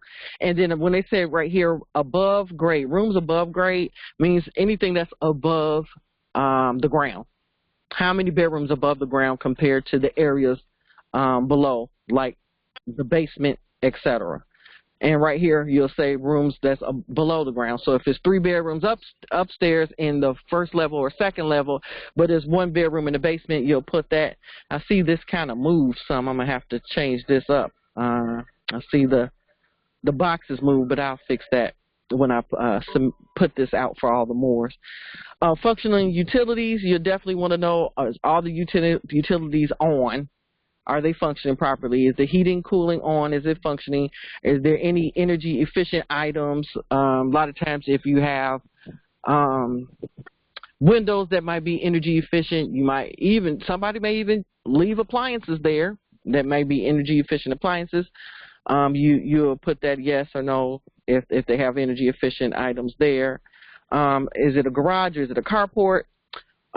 Is there porches, patios, decks, fireplaces, fences, pools, etc.? You just go through each one and put that, and then you'll start right here to make as you make the adjustments, whether you're adding or subtracting for each one that has, like, I'm gonna give you an example. If a property was selling in each square foot was about $100 a square foot, you know what I mean? Okay, and then it was 300. One bedroom was like $300 or say, okay, then you'll know that if you subtract $300 off of the price for a property that may not have that bedroom compared to one that does have that bedroom, you'll just keep adding, subtracting until you get to the right here where you'll make the adjusted prices and so forth, okay? The same goes for here. Well, before we go there, let me go to here first. Okay, so you're going to have the ALB number, which is going to be our PIN number, which is the equivalent to the parcel identification number. Closing affidavit number is just going to be a specific number for this particular closing, because we're going to be doing multiple closings, and we just want to keep up with each affidavit. Okay. Market strategy. Is it as is, which they all should be in as is condition right now, but eventually they won't. And does it meet minimal required repairs, etc.? Occupancy, which this is not going to be occupancy, domicile. I had this right before. Domicile status. Is it, hold on. Make sure I put this right so the boxes. There we go. And then is it already being domiciled in, or is it vacant? Style. Or unknown. Okay. Let me see. Let's keep it moving. Domicile status, repaired. Is it repaired? And most likely, is it going to be the receiver's domicile, or is it going to be an investment? Moors are going to be doing many investments out there in properties that they may not be domiciling in, just to do the work and repair the properties for even other Moors right now. As Moors start to claim their nationality, eventually they're going to be doing a lot of the work and doing stuff themselves as they like I said, claim their nationality and start putting in the work that we're doing. But right now, we're going to be doing a lot of the work ourselves. So you may have one that's a domicile and one that's going to be investment that you're putting your sweat equity and your credits into, and just bringing our land, whatever that's in need of repair, just bringing it back to where it needs to be, to where, our land is beautiful and everything on it is beautiful and everything is not in need in need of major repairs and all that stuff. There's a lot of land. There's a lot of cities right now. If you can look in many blocks, which you will call the hood, whole blocks, whole cities need repairs. So any work that we can do and demonstrate on to make our investments is definitely needed right now from all the Moors. So right now that would be that information, whether it's a domicile or investment. And then now on this area, you'll put the repairs. If it's as is, which right now is going to be as is, you're going to put the repairs and how much do you believe of credits it will cost, and then the total of all the repairs, once you add everything up, how much the cost would be. Okay, right here is the competitive listings, are just listings for sale already. If you're going to demonstrate on a property that's for sale, you're going to want to, and it's already listed, okay, you're going to want to know the current listing price. And all this information is the same as above. We don't have to go through it again. All of this is the same as the above when we were doing this area of the competitive close exchanges. It's the same thing right here with the competitive listings, okay? Address, proximity to listing price, the gross living area. As you can very well see, everything is exactly the same. So you'll fill all of that out, make all your adjustments right here. Okay, and then right here, you will start putting the prices of how much would it be as is, how much would it be for if it was repaired, and how much would it be to do a quick 30-day quick exchange. What would be the value if you just listed for, like, I'm going to give you examples. There's some investors that will go out there and they may either repair a property or choose not to repair a property. And either way, if they want to quickly get rid of it, how much would they sell it for? Okay. And then right here, you'll put the last exchange of the property. You know, how much did it go for, etc. And the date that it sold. And then right here in these comments, generally right here is just any comments that you would want to add. Additionally, these are some, at the top you'll see it says include specific positive and negative. Are you still going on, you stupid Negro? Specific concerns, encroachments, easements, water rights, environmental concerns, flood zones, etc. I mean, you can put here the current information that you have on each property, though we know a lot of this stuff is going to change as we start to take over all the domiciles and all the businesses and all the properties, etc. But this is good information that you will want to know. It's going to be important for you guys to keep up with each property that you have and have all the information that you need accessible to you when you need it without having to continuously do research on that particular property. So it would be good to keep a file and be able to have each domicile and all the information, your pictures and all the information on that property within that file, okay? And then you put your autograph and the date here, okay? And lastly is going to be pictures. This is a Maximum Land Bank property pictures. You'll put the front pictures, the front of the home, the domicile, the back, street scene, additional exterior pictures, living room, clan room, which would be what people would say family room, but we call it clan room, kitchen, first floor bath, second floor bath, master bedroom, bedroom 1, bedroom 2, bedroom 3, den office if it has it, basement if it has it. Take pictures of the heating system, the electrical system, the central air system, hot water tank, well and septic if it has it. You want to take pictures of everything so you can have it, like I said, accessible to you whenever you need to see it for that particular property. If you're looking at 10, 20 properties that you're demonstrating on and you're putting your sovereign credits to these properties, it would be just easier to have that file and you can go to those pictures and say, oh, I need to do this, I need to do that.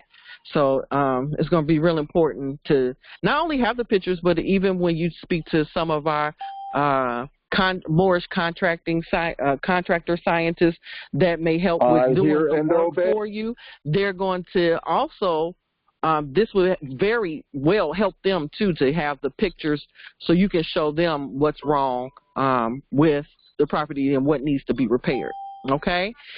And then right here, I think this speaks for itself, comparative properties, whether you're going to have comp 1, you can just take a front picture that you get off of the internet, okay, the comparative property 2 and comparative property 3. We always tend to have like 3 comparisons. If you can have 4 or more if you would like. It's totally up to you. But we say to have at least 3 to go by. And then right here you can sketch your own floor plan. So you can keep the floor plan and you'll know the first level, the second level. So you can know about the basement and etc. Okay?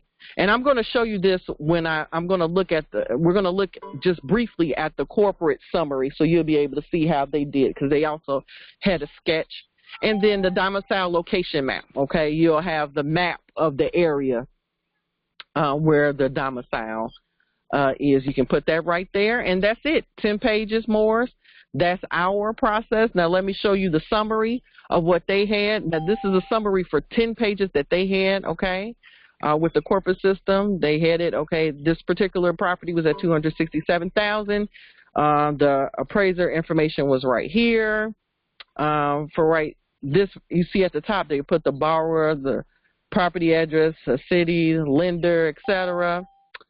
And this was the front picture. This was the rear picture. This was the street scene that they had. Okay, this was, you know, the kitchen, bath. You can change on our affidavit. You will be able to change it out however you guys need to. Okay, I just used it's a template to be used as an example. But if, like I said, if the domicile that you have only has 3 bedrooms, not 4, or it doesn't have a den or office, then you can easily take that particular part out, okay? I just put that as an example so you'll know what you need to put here. These are the pictures of everything, the street scene. They had the living room here, dining room, family room. Your shit don't bedroom work. 1, 2, 3, 4. See, they had a boiler here that needed repair, hot water tank. But they did show that this was an upgraded electrical. You'll want to do that too. You'll want to say, okay, this boiler, you see right here, this boiler was in need of repair. However, they put right here that, oh, this is an updated electrical system, so you may not need to do anything to that. So you'll have a picture of it, put that in your notes. This was a new hot water tank, so you will want to put that in there. They put an unfinished basement, so it was unfinished. Some of them may be finished. You'll want to put that. This had a sub pump, and there's even a picture right here of the shed. So make sure you take all the pictures necessary that you feel comfortable with, but definitely every room of the home, definitely the domicile, definitely the front and back picture. You definitely want that. Let's see. Also, you'll want to put, let me see, all the pictures of the domicile, but also all the pictures of the repairs. So make sure you have that. That would be in your inspection anyway. You should have all those repairs as well, but generally they will also have it in here. Just a couple of pictures, so you'll have it too, okay? Now, here's the sketch. Our sketch right here, our floor plan sketch would be just like this. You can literally do this yourselves. You don't have to have any software to do it. You can just literally take a sketch and draw it out so you can know. You can see right here, this is showing the doorway. They're showing you as you come in, here's the doorway when you first come in. Right here, they're showing you there's stairs right here. So, okay, so there's stairs that lead to the upper level. And then they're showing you that there's a doorway to the back as well. And then right here, they put this here. This was just showing that there was a spot right here, which was really the fireplace. On this one, they showed stairs because it's the second level, so there was no exterior leaving in and out the property doorways on the second level. So they just put the stairs going up and showing where all the beds and bathrooms are. Okay, so that's how they did the sketches. And then they put the square footage. Once you do the inspection process, if you come with your if you come with your measuring tape, you can measure each room and get a clear picture of the square footage. Don't just go by the listing, because a lot of times listings are wrong and they just kind of follow what someone else said, and most people will not do the measuring, so you'll have to do the measurements yourself. A lot of times when appraisers come, they come and they will bring their measuring tape to measure. Down here at the bottom, they put the area. You see the calculations for how many square feet is the first level, how many square feet is the second level, and then the total living area. The living area is always the first floor and the second floor. The basement is always considered additional floor plate, square footage, a floor space, but it's not considered living space. Okay. Right here, you can see that's the same for garages too, isn't it? That's correct. That's correct. Normally it's not unless you completely redid the garage or it has an apartment or something above it, because some people will take in a garage and turn it into living space, and as long as it's above ground, then it would be considered living space if it has the basic fundamentals needed to be considered living space, like having a bathroom and a bedroom with a closet and having a kitchen space, and or just I'm sorry. Temperature control. Yeah, so yeah, air just, or heat if needed. Right. Just basic stuff to be livable, and then they'll consider that to be it's another unit that someone can live in. That's what they generally will say. And then here's the basement. They took just a sketch of the basement, so you'll see, and it was unfinished. The garage, they took the square footage of that area, and then they put the total of both of those below, okay? And then lastly was the map, where they show the distance of all the comparisons in the area to the particular property that would be the domicile. So you'll know how far it was from the domicile, the ones that they were using to get the value. And that's it. Now, this is their summarized version. I'm not even going to go through the 36 pages. It would take too long. But just know it was a lot of information that was really unnecessary. And yeah, maybe later, if we want to do more of a full appraisal and get more information as we decide to take over, maybe it may be necessary. But at this point, I don't think it is. I really don't think it would be necessary. This is generally enough information you need to go out there and find the value and start closing and doing our demonstrations. I yield. Would you like to say something, Empress Light? Beautiful, beautiful. We can keep it shorter. We don't have to, and you and I talked about this previously. The hybrids colored a lot of the information, so they put a whole lot in there just to justify, unlawfully justify fees and things like that. And that's how the processes became so extended and so long and so drawn out. And they made it so that the Moors would not, no one would want to read the fine print that says the Moors own everything and no one gets the title because the Moors already have a title. So they put a whole lot of stuff in place of that. But now that we know who we are, we will come with a allodial title. It's, it can be a lot simpler. And what you've done here is so much simpler than that 36-page document. So, Right. Thank you, Empress. No problem. Beautiful work. No problem. Work. Oh, Empress, I wanted to bring up something. On page 3, there is a term on page 3 that's in the Profits Trust document, or what we know as what we've been told is the Profits Trust document. On page 3. On this? There it is highlighted. Yes. Oh, yeah. Fee simple. Yeah, okay, that's going to be changed. Okay. Well, they put leasehold, but you can put fee simple because fee simple is actually going to simplify. We hear some heirs there. Hey, heirs. We hear so fee simple is going to simplify a lot of things too, because in the dictionary I looked up fee simple. It's listed under the word fee as a noun. And we know that fee is also, we would spell it a little bit differently from the way they spell it. But fee simple, we're talking sovereign delarium anyway, but fee simple refers to the disposition of the property. So with fee simple, it says in here, ownership of land with unrestricted rights of disposition. So it is fee simple, meaning we don't have to report to anyone about like any improvements that we make and things like that. However, we are going to keep track of any changes or improvements that are made to our land just because we want to give accountability, okay, to any heirs, any of our heirs who might want the property later. We want to let them know that there's, something else that's been added on. This is why the value changed so drastically, etc. Islam, I yield.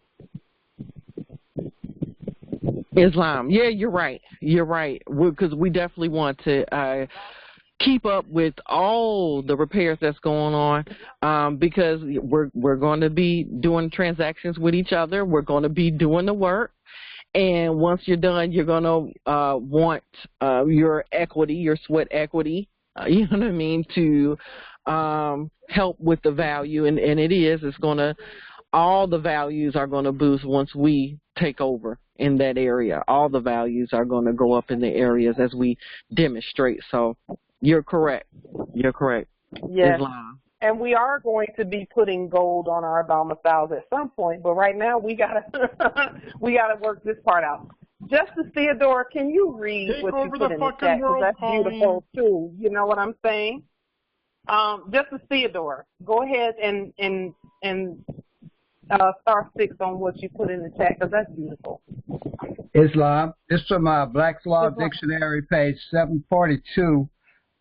Fee simple, absolute. A fee simple absolute is an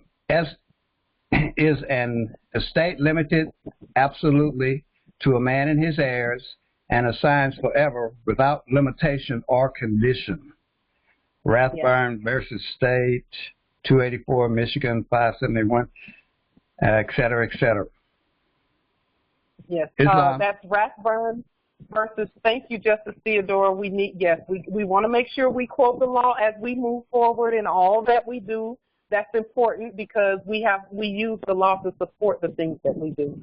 So thank you for bringing that up. And anytime we're on these calls and something comes up and you want to put the law in the chat more, please put it in there, bring it up so that we can, because that's why we're here. Okay, and it says that is Rathburn v.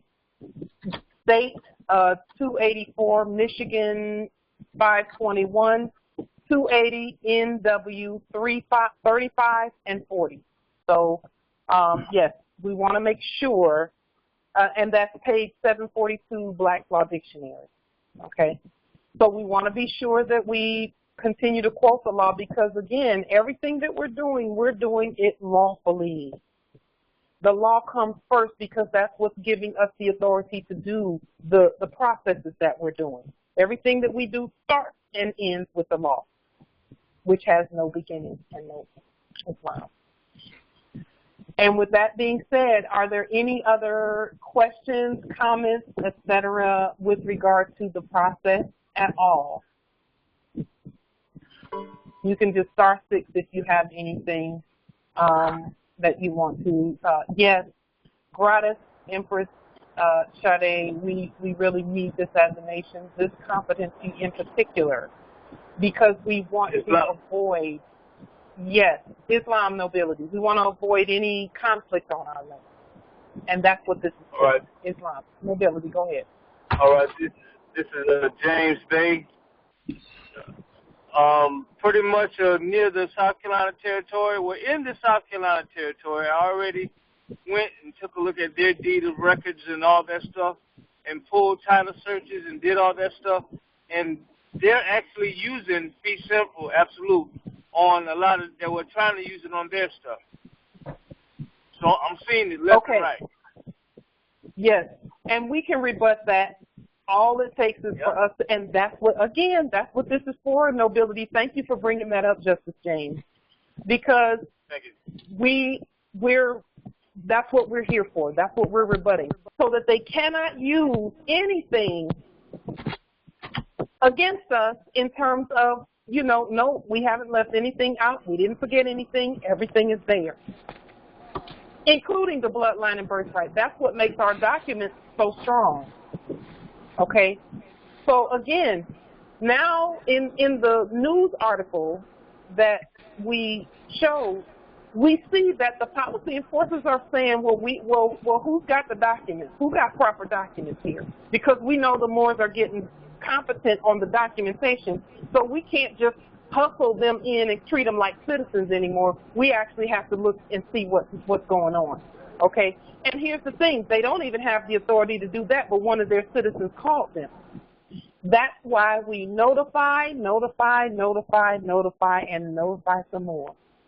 That's what that's all about. And we're going to keep notifying so that they, as soon as they get that call, they can say, oh, sorry, we can't come for that one. You got to go to court for that. And then when we go to, when it comes time for anything, anybody attempting to do court or court actions or anything like that, they have to come to our court because we use jurisdiction the whole time from start to finish. That's why we're doing this, because jurisdiction must be invoked at every piece of the process, every line, every piece, including the sovereign exchange. There must be a sovereign exchange on the record. It must be done in gold-backed currency, coinage, tender. And more sovereign dollarium, make no mistake about it, is gold tender, just like the Constitution said. Islam. Thank you for that, Justice James. We appreciate that because that's important. They did use our science to denationalize and corporatize the documents, so we don't even use their documents. We just look at what they did and we clean it up and then bring it into its proper jurisdiction by the language, by the money that's used, and by our sovereign status. And when we elevate and uplift everything that way, there is no conflict on the land. And that's the point that we're at right now, is there's no conflict. We said it's peace on the land. It's going to continue to be peace on the land. Islam. Are there any other questions or wisdom that anyone wants to add? And Morris, can we just unmute real quick and give Empress Shaday and Islam for her work? It's just beautiful work. I've never thought I would be this excited about documents, but since I've been awake, the documents that the ancestors have inspired to the Moors is just amazing. Islam, Empress Shaday, thank you. Islam, Empress Shaday. Islam, thank you. Thank you.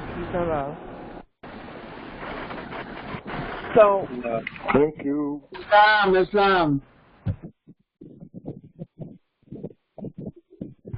There's a question in the chat. That's a good question.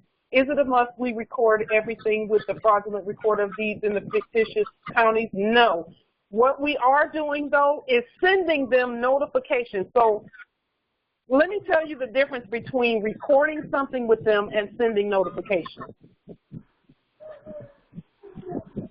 There's a little bit of feedback coming from one or two of the lines, so if you'll just star 6 to mute your line if you know that there's a little bit of feedback coming back so we can hear. Islam, thank you. So the difference between recording a document with the fraud and notifying them is that when you notify them, which is what we do, we just make sure that they get a copy. And when we say make sure, we drop a copy off. Drop it off, mail it. That's it. And we're not trying to record anything with them. We don't need to record anything with them because their system is not, that's not the right system. We notify them that something has taken place so that they can notice the agent is notice the principal, so that if there's any fraudulent, foreigners trying to claim anything, that they know, okay, you've been notified. Notice the agent is notice the principal. Notice the principal is notice the agent. We notify everyone. And notifying, again, whenever I'm notifying out in this territory, I just take copies in an envelope, and I have the labels on them and everything. And I take it and I'll go to, let's just say if it's something that the quote-unquote county recorder needs to know about. If it's something that the county recorder needs to know about, I take it to the county recorder's office, and if there's any clerk counter there or anything, I simply put it on the counter, and I generally make eye contact with them. I'll make eye contact. I don't say anything at all, because a lot of times when I go in, and this has happened several times, When I go in and I place it on their counter, that's them being served just like a fake sheriff would serve and, serve. They take stuff to conveyances, they take stuff to doors, and they consider that service. Well, we just hand it we put it on the counter, and a lot of times this is what happens. They'll say, ma'am, because they want a war with you. Well, we're not a ma'am or anything, so I just keep walking. I keep going, and I go to my conveyance, and I leave. Period. I don't have any words with them at all. I don't thank them for accepting it. I don't do any of that. Why? It's not necessary. If they're acting in a corporate capacity, they can't hear you except as a corp. And if they, again, the only thing, if I had to say anything, would be all rise and stand. And then we would do a court action, and then we would still go our way. Because when you're delivering those types of documents, they want to war. So and it might even sound friendly, and I'm putting air quotes there. It might sound friendly. Ma'am, who is this for? That kind of thing. I don't respond at all because I will be doing a court action if I do. And that's not a response. A court action is command. So don't get caught up in that. Don't get tangled up in that, and don't thank them and all of that, because they're doing what they're supposed to be doing, which is moving out of the way, being notified. They don't have an office when it comes to us. We hold all of our own offices. We don't have to delegate anything to them. We do it. That's what the purpose of all of this is for. So are there any other questions or comments? Okay. With that being said, we will go ahead and, Shade, with regard to getting the documents to the Moors, I think we have another week, don't we, of another process to do, right? To add to this, another couple of documents. Right. Well, the last portion would be closing with the title company. That portion, that generally what happens. So I'm sure, we're going to have another affidavit for that. But I know you stated that there's some more affidavits that you're going to add to. So when it comes to dealing with buildings like commercial property that we're going to be doing the demonstrations on, and any other affidavits that you have been doing in these last several weeks. So it's time to actually get out there. By next week, we should be close to just going out there doing these demonstrations, and then me and you will speak a little bit more on how we are going to do as far as I'm sure it should be fairly simple, but as far as the eminent domain and compensating for for that and moving on. I yield. Yes. So this study is Islam. Is there a noble speaking? Yes. Go ahead, Noble. What were you saying? I have a question. To summarize what you said earlier about the eminent domain, what is the protocol once again? One, I know this is notify. Then what's the second procedure on that, if specific? We have not done the whole process yet. The documents that Empress Shade has gone over these last 4 weeks or so, that is the process for eminent dominion as well. Okay. That's the process for eminent dominion as well. So those things still need to be done. Lien, any corporates that are pretending to have an interest in the property, make sure that your documents, your own documents, are in alignment, where name change, judicial proclamation, termination of corporate contract, lien on the straw, and all of that, that needs to be in you know, and in red and all lowercase letters. That must be done before you can move to this part of the process of claiming of the vast estate. We must be in our proper status, on documented proper status. And the reason we're saying documented proper status is because that will be part of the notification process of notifying state policy enforcers, etc. May I interject again? The affidavit and termination. Sure. Now the document has to be all red. The termination of corporate contracts it's in red and all lowercase letters unless you're talking about the courses that you're terminating. Like if you're terminating Duke Power, you're terminating Duke Power in black ink and capital letters, and you're going to do it as John Doe doing business as CEO Duke Power. I see. And that's going to be in black. And John Doe will be in capitis diminution minima, which means the first letter is the only capital letter, but it's still going to be in black ink. And then doing business as president, and president is going to be in all capital letters, and Duke Power is going to be in all capital letters. And that's in black on the termination of corporate contract. I see. Islam, are you? Islam. There is a sample termination of corporate contract statement underneath this video. That will be underneath this video.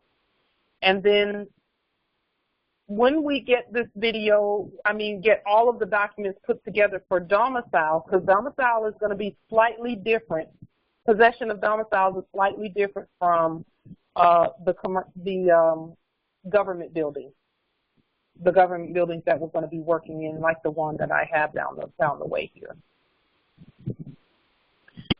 Because, you know, with the difference being, and, you know, the documents that that Empress Shade mentioned me adding to the process is for the government building. So that's what we're doing right now. Is my focus is on a government building where we can do government things out of, whether it be the Moroccan American Exchange, whether it be the post office, our tags and ID cards and all of that. We need a place to do all of that. You know, so that process is a little bit different. It requires all of the documents that we have here, and then it also requires a fire inspection document and notification where any, you know,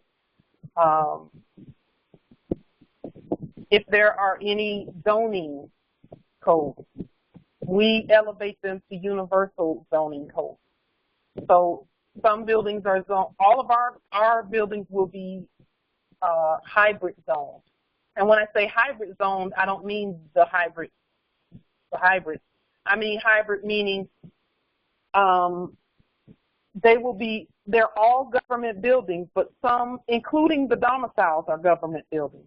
But we will add a zoning code for whether it's consular domicile or whether it's a building that is where we're going to be doing things like the sea salt and the banking, etc. You know, those things are going to be, those codes are going to be a little different. But they're easy to find. Just Google International Building Code. Okay. Justice J. Michael, I don't think so. The question that you're asking in the chat was, would doing their names in upper lowercase blue put them in subject status since we resurrected them? They should not be in uppercase blue. Not yet. They should be in capitis diminution minima blue when in subject status. And then when in subject status in that manner, they should not be doing any government services. They're just living subjects. Okay? So in capitis diminutio minima, which is first letter capitalized and the rest lowercase, that is subject status in blue. And that's when we're just saying, okay, all of the subjects, you're going to be going to this part. You're going to be domiciling over in this part of the territory. All of you over there together. Where you govern, you take care of your business, and if we have to intervene, we will. If you prove that you can't behave over there as subjects of the Moors, then then that means somebody's acting in corporate status anyway, because they're not following the law. So, but again, the subjects know what to do already. They've been waiting to get in subject status. They want us to lean that corporate out of here so that they can stop pretending to be something that they're not, which is corpses. They're not corpses. They're living subjects. And we're the living Moors who can do that. Are there any other questions or comments, etc.? Islam. Any other wisdom? We're going to, and again, all of these processes are going to be put together in one conglomeration of documents so that each one of us can go through the process step by step where domiciles are concerned, and then do proper notification so that we can move in properly and safely. And then we are going to prepare to have also those who can do the repairs in the territories as well. Okay, because we need to get that going as well. And that's why the domicile piece is so important, because the Moors that can do that have the skill set, and all Moors have skill sets, but those that do construction and, building, masonry, services such as administrative and clerical services and things like that, delivery, courier services, we all, because and again, I've done them all, and will continue to do them all, so wherever we're needed is where we go and do whatever we need to do. We're not above any of the responsibility of governing the estate. And Moors, as you come into your territories and things, come in with the mindset of what you can bring to the table and contribute in terms of skill set. Okay?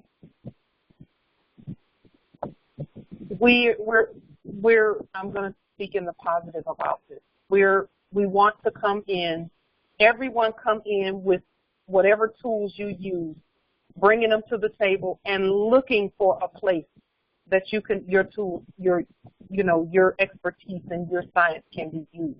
And then go about doing it. You don't have to necessarily get permission. Just keep everyone abreast of, okay, I see that this needs to be done. I'm going to go ahead and get this started, and let's go. Everyone, it doesn't matter what the health issues and things like that are, because all of that can be assisted over time as well. So come again with assisting and bringing your skill set in mind. And physical skill sets are going to be very important. We're going to need more who can get up and do. Okay? And everyone can. Even more who can just sit and, be on the computers and doing things like that, answering the phone in the communities in case there's something that needs to be done. We're getting in that mindset of having all of our services be done by the Moors, all government services by the Moors. With that being said, peace and grand rising until, what's today, Sunday? So we will be back on Wednesday. And we're also, for those who have done things with the Al-Moroccan American Exchange, we'll be updating you on Wednesday. Islam. Peace and grand rising. There we go. Grand rising. Islam.